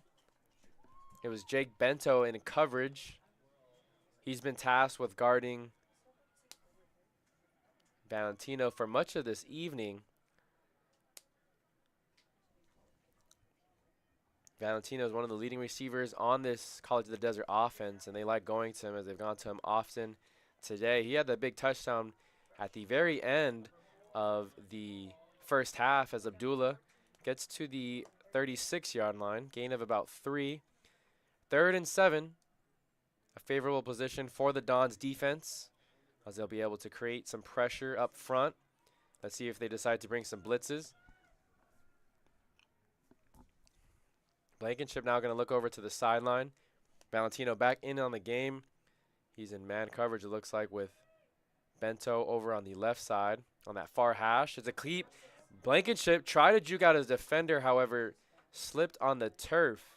And there'll be no gain, maybe a loss of 1 on the play as they back him up to the 37. So costly decision there as he faked the handoff to Abdullah. That's the difference between Blankenship and Armstrong. Seems like Armstrong brings a little bit more athleticism, while Blankenship does have the better arm and more accurate arm. Armstrong has the athletic ability to get loose on those quarterback keeps. But it's 4th and 8. The Roadrunners are going to go for it. It's a toss to Abdullah. Abdullah runs into his own offensive lineman. And on a 4th and 8 play, very confusing decision there to go for it and call that specific play. On a 4th and long, they decide to toss it out. Abdullah had no chance.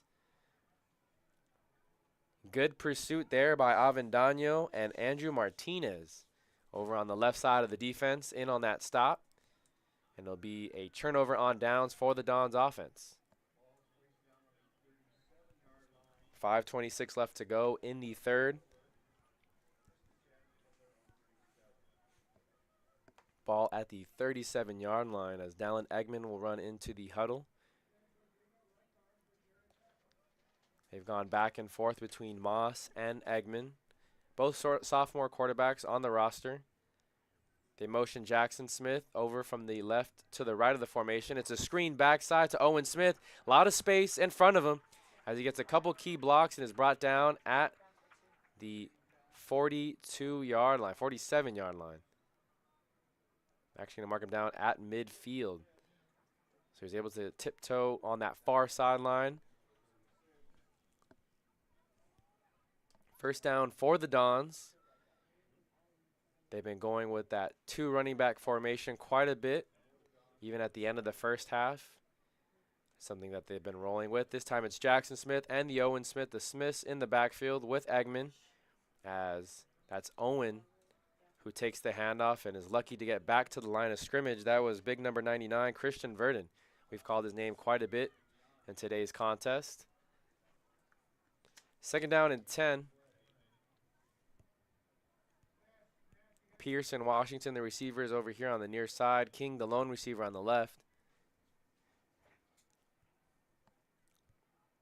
Eggman tries the hard count. A little bit of movement, but didn't pass the line of scrimmage, so they now look to the sideline for the signals. Got the play in. Second down and 10. 4:13 left to go in the third. Eggman drops back. Looks over to the right. Has to scramble out of the pocket. Looking for someone deep down the field and nearly throws this one into the arms of a Roadrunner defender. That's Myron West. Josiah Washington was the man or the intended receiver, but West was all over him as he was trying to run up the sideline and made a nice play on the ball. So 3rd and 10 coming up for the Dons. Jackson Smith going to head to the sideline and Amari Hart going to check into the game. He's their go-to receiver when they go 4 wide receiver sets like this one. King, the lone receiver on the left side. Eggman and him have good connection. Eggman drops back, does look left. No one open, has to step up. Roll to the right, someone open down the field, and it's King. King had to wait for that ball to come to him, as he does make the catch at the 11-yard line. However, if Eggman hits him in stride, that's a touchdown.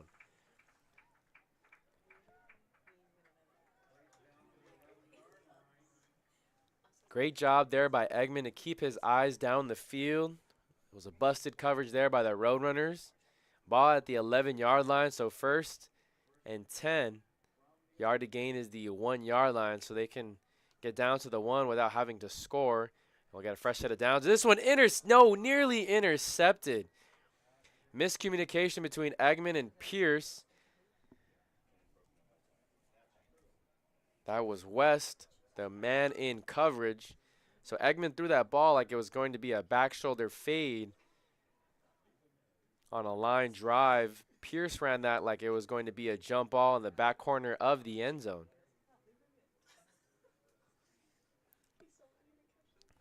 West does have 3 interceptions on the season, as this is Owen Smith. No, it's a quarterback keeper, and Eggman gets swung down.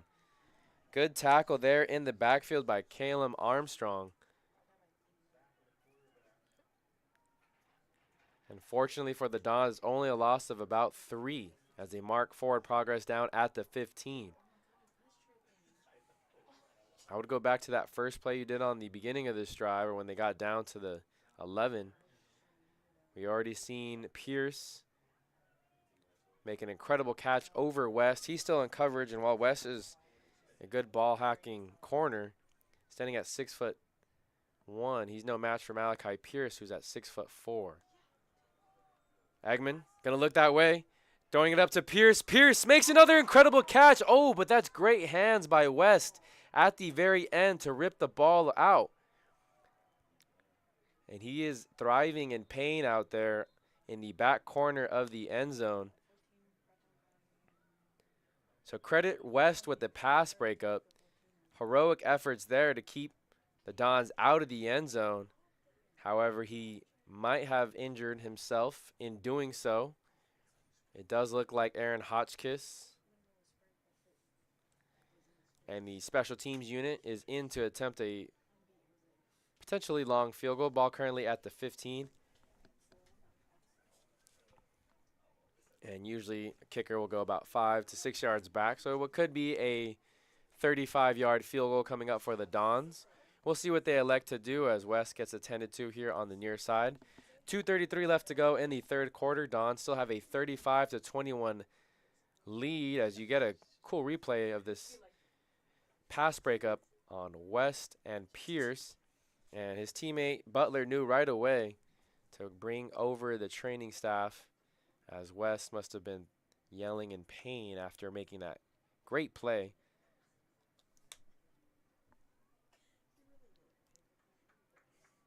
And so he helped up to his feet. He does have to leave the field for one play at least.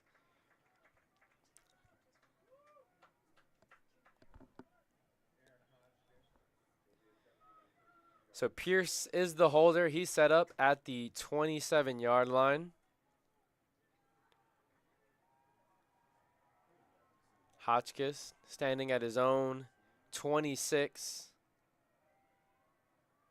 As College, they're trying to hype up the crowd that is here to support them.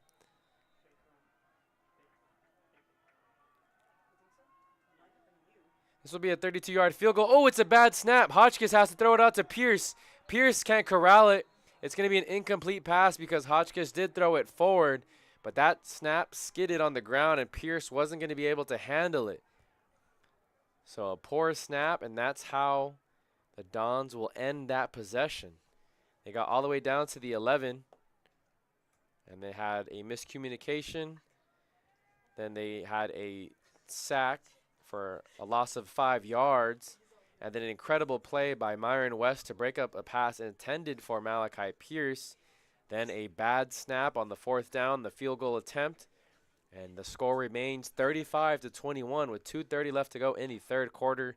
Huge potential momentum shift for the Roadrunners, as Blankenship has 2 receivers to each side of him. He's going to motion Boswell out of the backfield. He tries to look to the right side, and no one is open, and he's get brought down from behind. It doesn't matter if Blaze Iglesias is out there or not. That's Oscar Serrano who makes the tackle. This D-line and front 7 for the Dons really know how to get after it.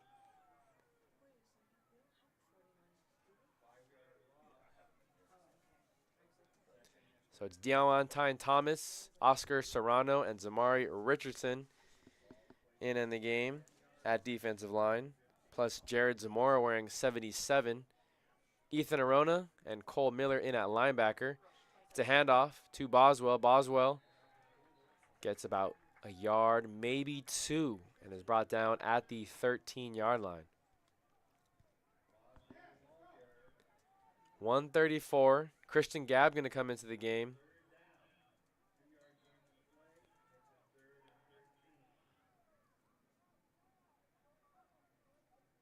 As the Roadrunners have to make a substitution at center.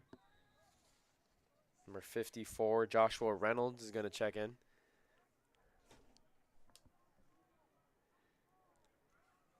Third and long, 3rd and 13. Yard to gain is the 25-yard line. Blankenship has 2 receivers out to each side. He's going to look right. Pressure already in his face, and he's going to have to throw this one out of bounds. Blankenship is averaging less than a second and a half to throw these balls, as there's pressure in his face immediately, not just from the outside or from one position group. It's from all 4 rushers on that last play.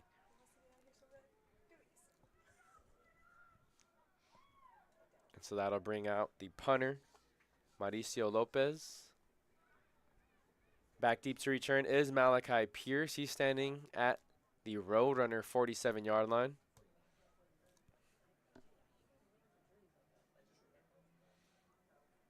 Lopez standing at his own 1-yard line, so he has to be very careful. No bad snap. Gets this one off. Nice high punt in the middle of the field. Pierce backs up. It muffed, and he able to corral it at the Roadrunner 47-yard line. So very fortunate bounce there for the Dons, as it looks like it bounced off his shoulder pads, hit the turf, and fortunately he was able to get it before any other Roadrunner could. So 1st and 10 coming up for the Dons. I'm sure they're eager to have the ball back after not capitalizing on their last possession. 35-21 is the score here. 56 seconds left to go in the 3rd quarter.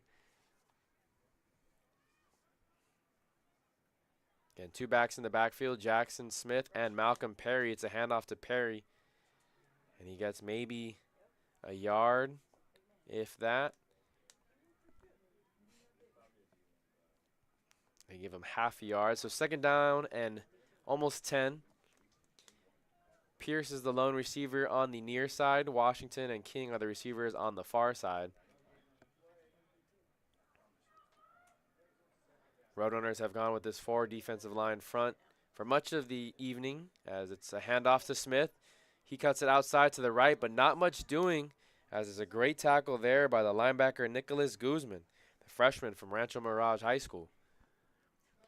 14 seconds and ticking. I'm not sure the Dons are going to want to call a play, especially on this big 3rd down. 3rd and 7 coming up. 3, 2, 1. So it looks like they're content with going to the 4th quarter. They're going to think this one over on this big 3rd down. Again, the score here remains the same, 35-21 in favor of your Santa Ana Dons.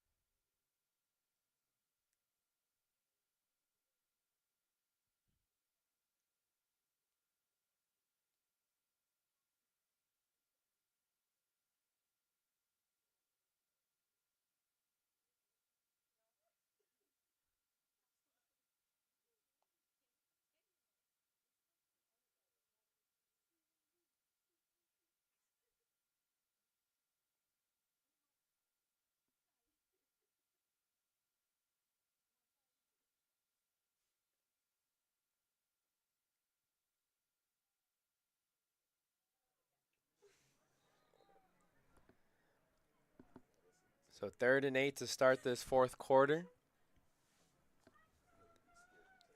Big possession here for the Dons. It'll be Eggman in at quarterback with Jackson Smith and Perry. Jackson Smith to the right, Perry to the left. Washington and King down here at the bottom of your screen. Pierce, the lone receiver, at the top. Fakes the handoff. It's a screen backside. No one open. Eggman throws it to nobody, and it's intercepted by the Roadrunners. That's number 10, Grayson LaFleur. He makes the interception, and he intercepts the ball at the 45-yard line. So turnover by Eggman. Costly decision there to throw that one with the pressure all up in his face. Now the Roadrunners have a feeling as if they have some momentum. There's a little bit more energy on that sideline. Still a 2-score game. Still plenty of time for both these teams to put up more points, as it's going to be Devontae Armstrong into the game.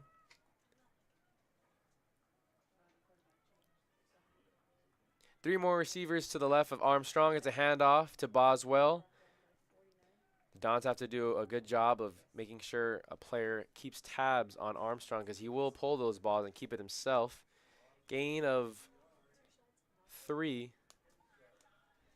2nd down and 7 coming up for the offense. Rivas, the lone receiver on the near side. Elijah Sadler, the man in coverage down here. Armstrong going to throw it out quickly to the left side. It's caught, but tackled very quickly. And that's a signature Anthony White defense there, swarming to the ball, bringing him down for a minimal gain, but it's a very manageable 3rd and 5. Ball will be placed at midfield. Jake Bento in on the stop. Zatino on the catch. Gain of 2. Big 3rd and 5 here for Armstrong and the Roadrunner offense. Let's see how much pressure the Dons decide to bring. Only 4-man rush. It's a pitch and catch from Armstrong to Valentino, and he stretches the ball out. It'll be a 1st down as he gets all the way to the 42-yard line. Valentino does a nice job from that slot position. on those outbreaking routes. Good timing by Armstrong on the throw. It'll be a fresh set of downs for the Roadrunners offense.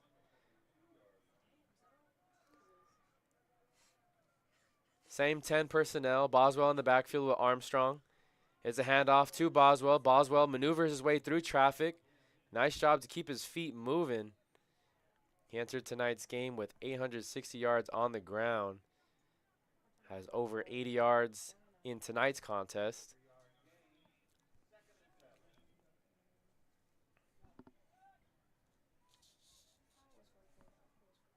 Second down and 7 coming up. Ball placed at the 39-yard line. It's Richardson, Serrano,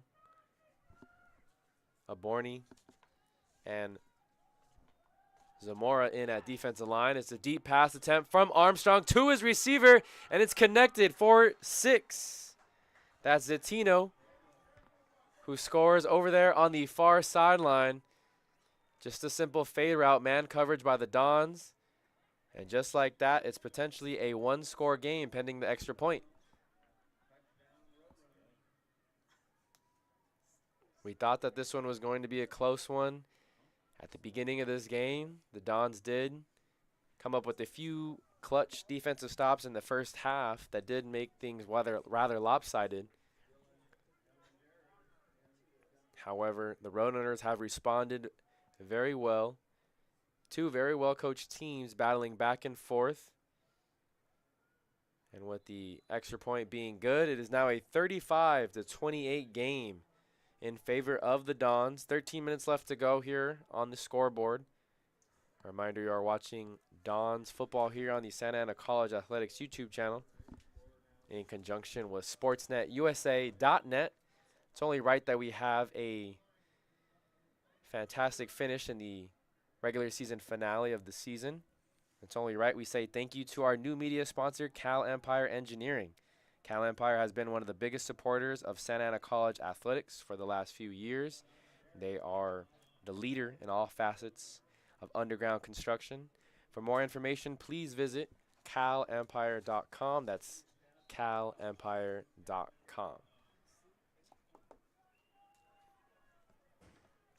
The ball will be placed at the 35. It'll be Armendariz to kick it off.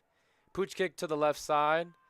Returned there by the up back. Again, huge hole up the middle. I think that's Cole Miller on the return. No, that's Owen Smith. 3s and 5s are hard to look from up here in the booth, but we're trying our best. 12:57 left to go. As the Dons will start on the plus side of the 50. Ball will be placed at the 47-yard line, officially right in the middle of the field too. Beck Moss with 2 receivers to each side of him, so the Dons are going to roll with Moss instead of Eggman. And so one of the referees was out of place as they call a referee timeout as he hustles over to the near side. First and 10 for the Dons offense. They still hang on to a 7-point lead but are looking to add on. It's a handoff to Perry up the middle. And he's dragging defenders with him as he gets a gain of almost 11 yards on that handoff. He's dragging Guzman for a good 4 or 5 yards. And then when you're trying to tackle a man like Perry, you have to not only aim low, but you need more players to help tackle him and bring him down. Especially as the Roadrunners go with this 4-2-5 look. 4 down defensive linemen and 2 linebackers. Means a lot of defensive backs on the field trying to make a tackle on Perry. However, this time a flag is thrown. Perry only gets about 2 yards on the play. However, it could be a face mask or a personal foul penalty on the Roadrunners defense. So Perry will have to come off for a play. That is the rule at all levels.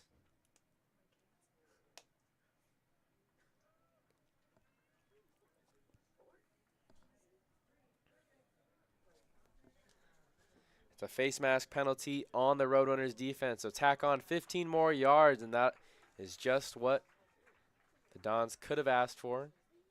Their ball now at the 20-yard line over on the right hash.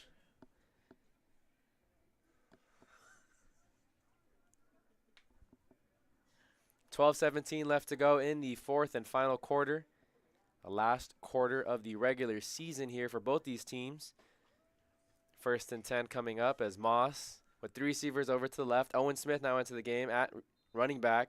I believe it was Amari Hart who left a little bit too early, and so they will call a false start on the slot receiver.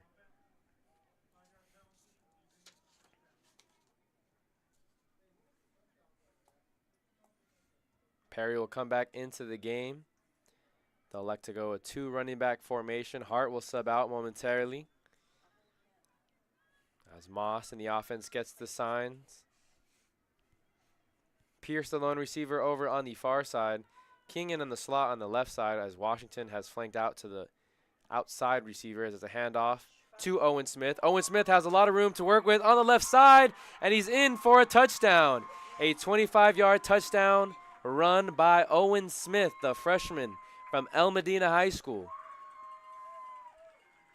And just like that, the Dons respond with a touchdown of their own, pushing this back to a 2-score game.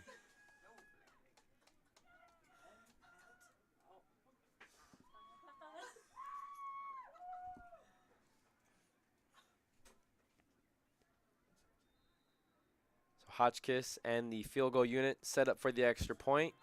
Kick is up and good. So just like that, the Dons only take about a minute and a half of game time to respond with a touchdown of their own, pushing the lead back to 14. They lead 42-28 with 11:43 left to go in the fourth quarter. Again, reminder, you are watching Dons football here on the Santa Ana College Athletics YouTube channel, in conjunction with sportsnetusa.net.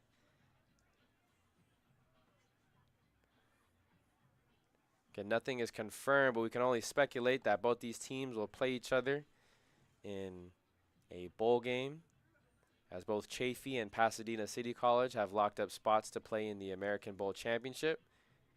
And both these teams, both College of the Desert and Santa Ana College, defeated Glendale College during the regular season. Glendale will be the second-place team in the other American Conference.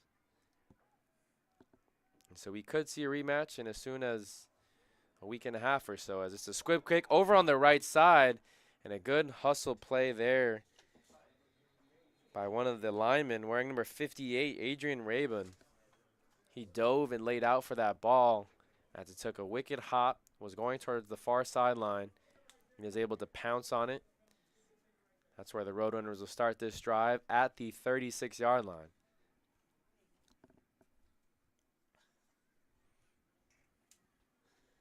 Looks like there is a flag on the play. We'll see what the call is here from the white hat referee. A lot more penalties in the second half.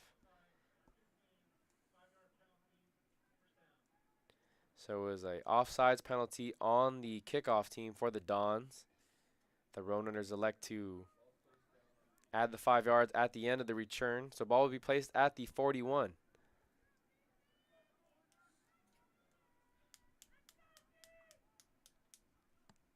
Armstrong in at quarterback for the Roadrunners offense. Is the handoff to Abdullah. Abdullah trying to look for yards and does get to the 45. So nice patience there. Is able to get a gain of 4.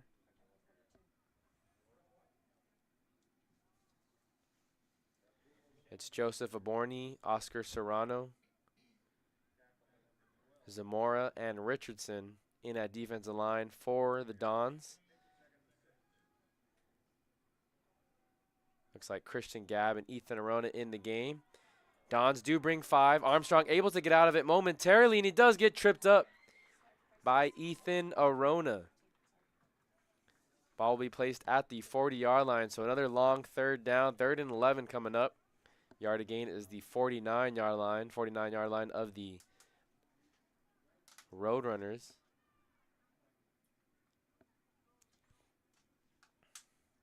Dons will elect to go 3 down defensive linemen here. Christian Gabb and Ethan Arona are the linebackers. We'll see if they decide to bring more pressure. They rush forward. Gab comes in late, and he's the one who started that sack, and Richardson finishes it. So both those two will get credited for the sack as the ball is now placed at the 31. Good delay blitz there, and oh, they're going to call a late penalty. Could be potentially on what Richardson said after the play, but the white hat referee was very quick to throw that flag as Richardson was turned in the direction of the offensive line for the Roadrunners. Costly decision there. Very selfish one, too, as it'll be a fresh set of downs for the Roadrunners offense. It'll be Avendano now to check in the game for D-line. Richardson and Oborny are the other defensive linemen on this play.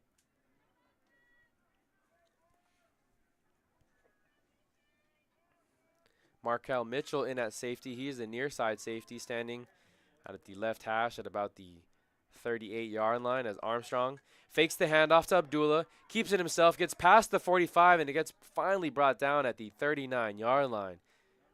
Good burst of speed there by the backup quarterback. Again, that's one thing we saw a little bit of in the first half. He does have the athleticism to get loose on those quarterback keeping runs. 9:55 left to go in the fourth. Roadrunners are moving the ball rather methodically. 4 down defensive linemen for the Dons. As the handoff to Abdullah, big hole on the left side. Gabriel Magana is going to wrestle him down at the 30-yard line. Again, big hole on that left side. Roadrunners are really starting to lean into the run game, even though they're from behind, which does play in favor of the Dons because more time will continue to run off the clock. Armstrong tried the hard count there. Almost got Richardson to jump. 3 receivers over to the right. Valentino is the slot towards the right hash here on your near side as it's a screen. And Williamson didn't want any part of that as it was Bento who was going to make a big hit on the receiver. And so Williamson decided to hold up on catching that one. 3rd and 2 coming up. Clock does stop with 9:05 left to go in the fourth quarter.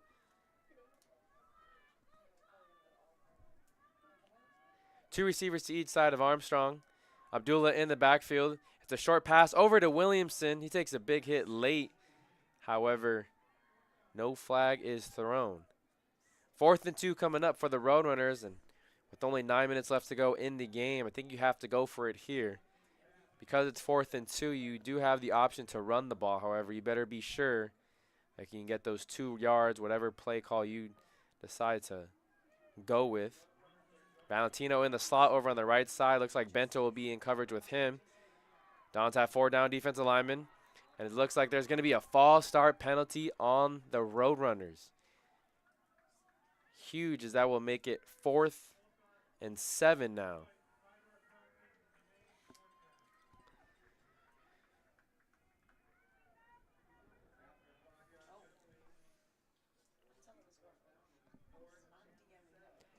So 4th and 7 coming up.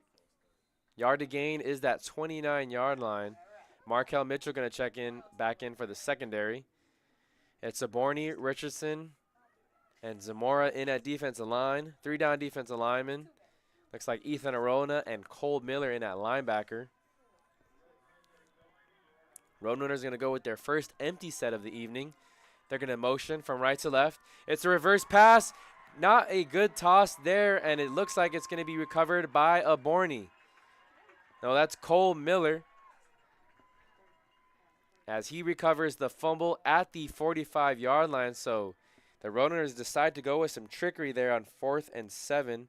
They motion Williamson, and he tried to toss it to Valentino. Wasn't sure if Valentino was either going to throw that one or run it himself. However, it was a bad toss from Williamson. And it'll be a 1st and 10 for the Dons offense. So 8:55 Surprised to not see Malcolm Perry in the game. He's had success running the ball, especially now with the Dons. The game plan should be to eat as much clock as you can. As Owen Smith motions out of the backfield, Jackson Smith takes the handoff. Not much going on as they go backwards there on that play. Loss of about, well, they only give him a loss of 1. Could have been a loss of 2 or 3 on that play. But again, they were having a lot of success in the last previous 2 drives with Malcolm Perry running up the middle. He's not in the game. It's Owen Smith and Jackson Smith. They hand it off to Jackson Smith on the right side. He's brought down from behind after a 3-yard gain.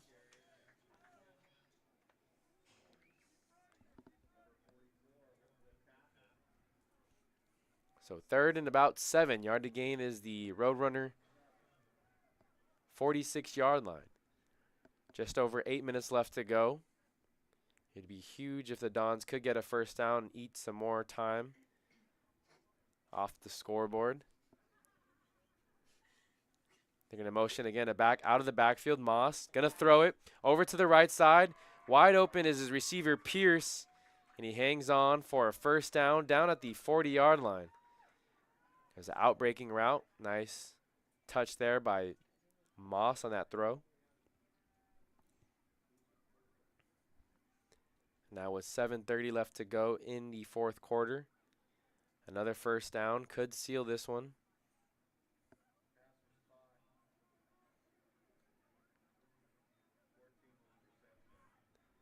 College of the Desert does have 2 timeouts remaining. They did have to use one early in the 3rd quarter on offense after some miscommunication as what the play call was going to be. Owen Smith takes the handoff, cuts it up over to the right side. Not much going on as he gets brought down after a gain of 2.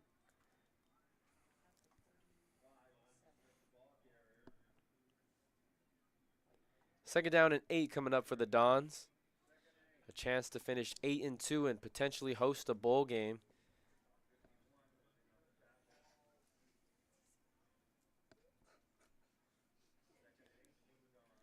And making a return to the postseason for the first time since 2021. It'll be the 2nd time in 3 seasons that Anthony White takes this program to the postseason. As Moss drops back, looks right. They're going for the nail in the coffin as Pierce makes the touchdown grab over the corner. A good throw by Moss to the far corner of the end zone. And that should do it. Pending the extra point, it's 48-28 with 6:23 left to go in the 4th quarter. Pierce has been making plays all over the field for the Dons offense.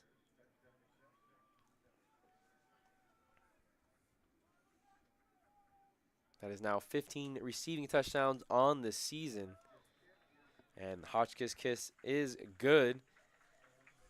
So just like that, 6:23 left to go. The Dons lead now 49-28 and have a comfortable lead here in the regular season finale. Again, thanks for tuning in, wherever you may be tuning in from. It was a rather sluggish start for the Dons as things were all tied up at 7 apiece. But then they went on to score 3 straight touchdowns unanswered as they had a 28-7 lead before halftime. However, seconds before this first half ended, the Roadrunners were able to capitalize on a touchdown, making things 28-14. They came out on the first possession of the second half and cut things down to 28-21. However, the Dons responded with a touchdown of their own.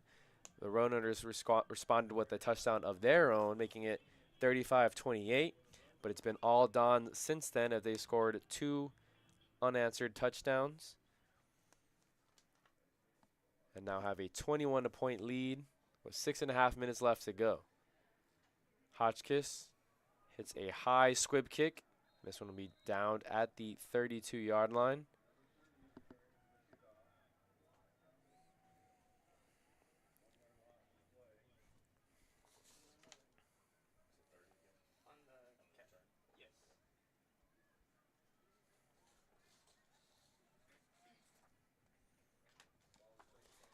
So 1st and 10, we'll see who they bring out for quarterback on this possession. Looks like it's going to be Devontae Armstrong.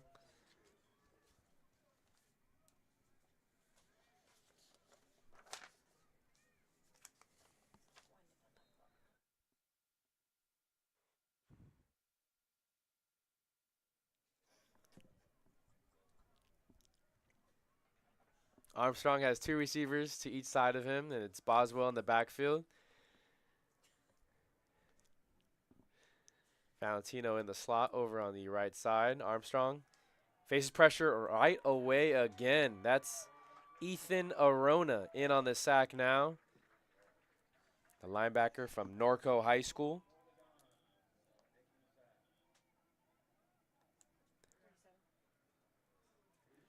Ball will now be placed at the 37-yard line. 2nd down and 16. Just under 6 minutes left to play. Looks like they're going to go 3 receivers over on the left side. Revis will be the lone receiver on the right side. Armstrong going to look to that right side. He has Revis wide open. Miscommunication on the Dons secondary, as Evan Palladay was the nearest defender in coverage, but he was a few yards away. Had he hit Revis in stride, that would have been touchdown for the Roadrunners. So a new unit in at defensive line. Zamari Richardson, Oscar Serrano, Edward Castro, and a John Paul Van Devere. 3rd and 16. Armstrong going to roll to his left. Makes a throw over to Valentino. This one's deflected away by Palladay. Nice job there by the freshman from Kent Lake, Washington.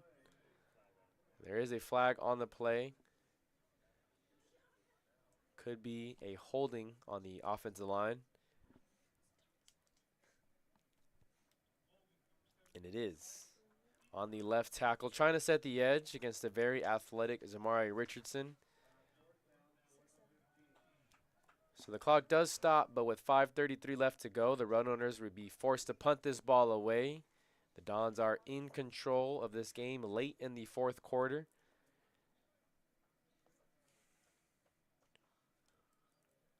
While the Roadrunners did cut the deficit to 7, it did feel like the Dons never really lost control and were able to come up with key drives and key stops when they needed it the most.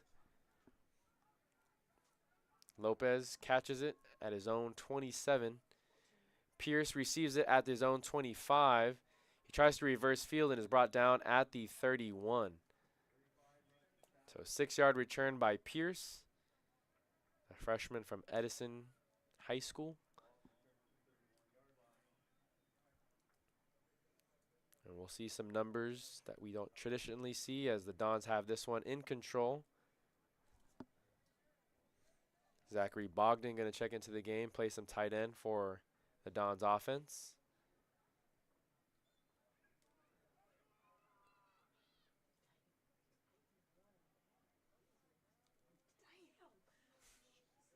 Jackson Smith, the deep back.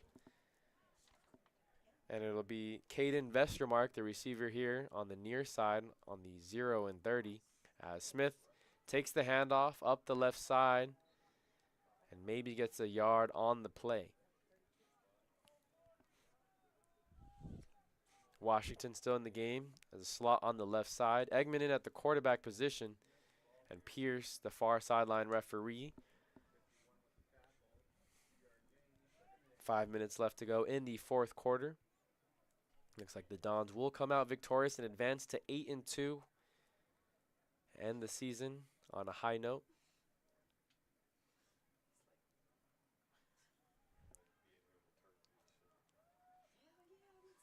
Tight end over on the right side is Bogdan. It's a handoff. No, fake handoff over to the left. He throws it over to the tight end, and this one nearly intercepted.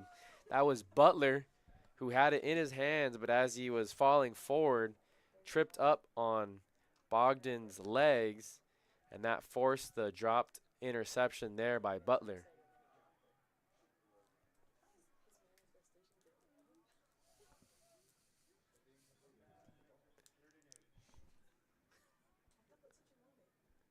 So with that incomplete pass, the clock does stop. Eggman does hand it off to Smith. Smith falls forward to about the 42-yard line, and that might be enough for a first down. So the clock will keep ticking. The Dons do have the potential to run out the clock for the remainder of this game. as long as they continue to keep the ball on the ground, not through the air.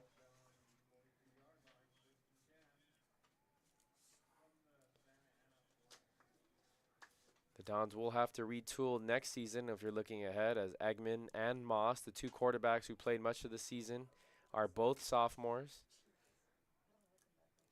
Kenan King is also a sophomore, one of the leading receivers. One can assume that Malachi Pierce might stay for his sophomore year, but he's had such a fantastic year statistically that he might get offers and decide to go and pursue and play football at the next level. Malcolm Perry is also a sophomore running back, along with Jackson Smith. So there's the two guys that rotate, that take plenty of handoffs. They do return Owen Smith and William Saucedo, two very talented freshman backs. James Farmer, a receiver who played in the slot for much of the season, who had his season cut short due to a knee injury. He is a sophomore and will no longer return. Adon Aguilar, the left guard from Catella High School, is a freshman, so they will be returning him. But the left tackle, the center, and the right guard and right tackle. So that's 4 of your 5 starting offensive linemen, your 2 quarterbacks, 2 running backs that rotate out of the 4, and 1 of your receivers, potentially 2 receivers, could be on the move this offseason, as there is an injured Roadrunner down on the field. 3:04 left to go in the game. Dons still have a 49-28 lead over College of the Desert. Again, thanks for tuning in wherever you may be tuning in from, and thanks for tuning in, whether this is your first game or you've tuned in all season.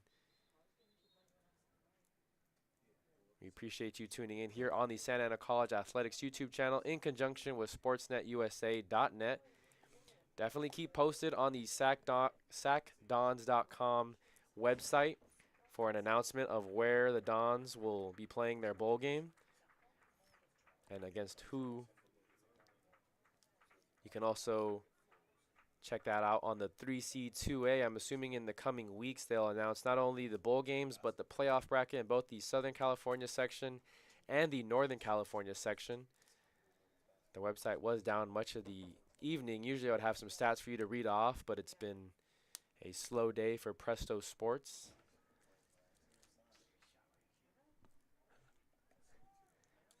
Nonetheless, clock continues to roll. Just under 3 minutes now. 3rd and 3 coming up for Eggman, the sophomore quarterback who steadied the ship for much of this season. It's a handoff to Jackson Smith, another sophomore, and he gets the first down. Brought down at the 41, and that should do it. I believe the Dons could just take 1 or 2 knees, and that'll be the end of this game. It's been a fantastic season offensively and even defensively, both sides of the ball for the Dons. Anthony White has to be very pleased with the squad, but I'm sure he's telling himself and the freshmen that in order to get to that next level, the level where Pasadena City's at and where Chaffee is at, they have to keep leveling up at different positions. Taking care of the ball will be a big one. And we'll see who will be their quarterback next season. As I mentioned, both Moss and Eggman are both sophomore quarterbacks.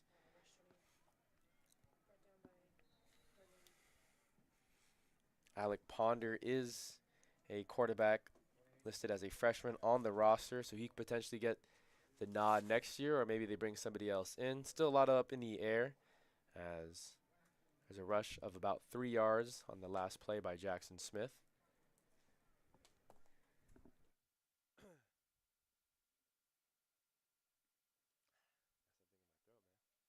Excuse me for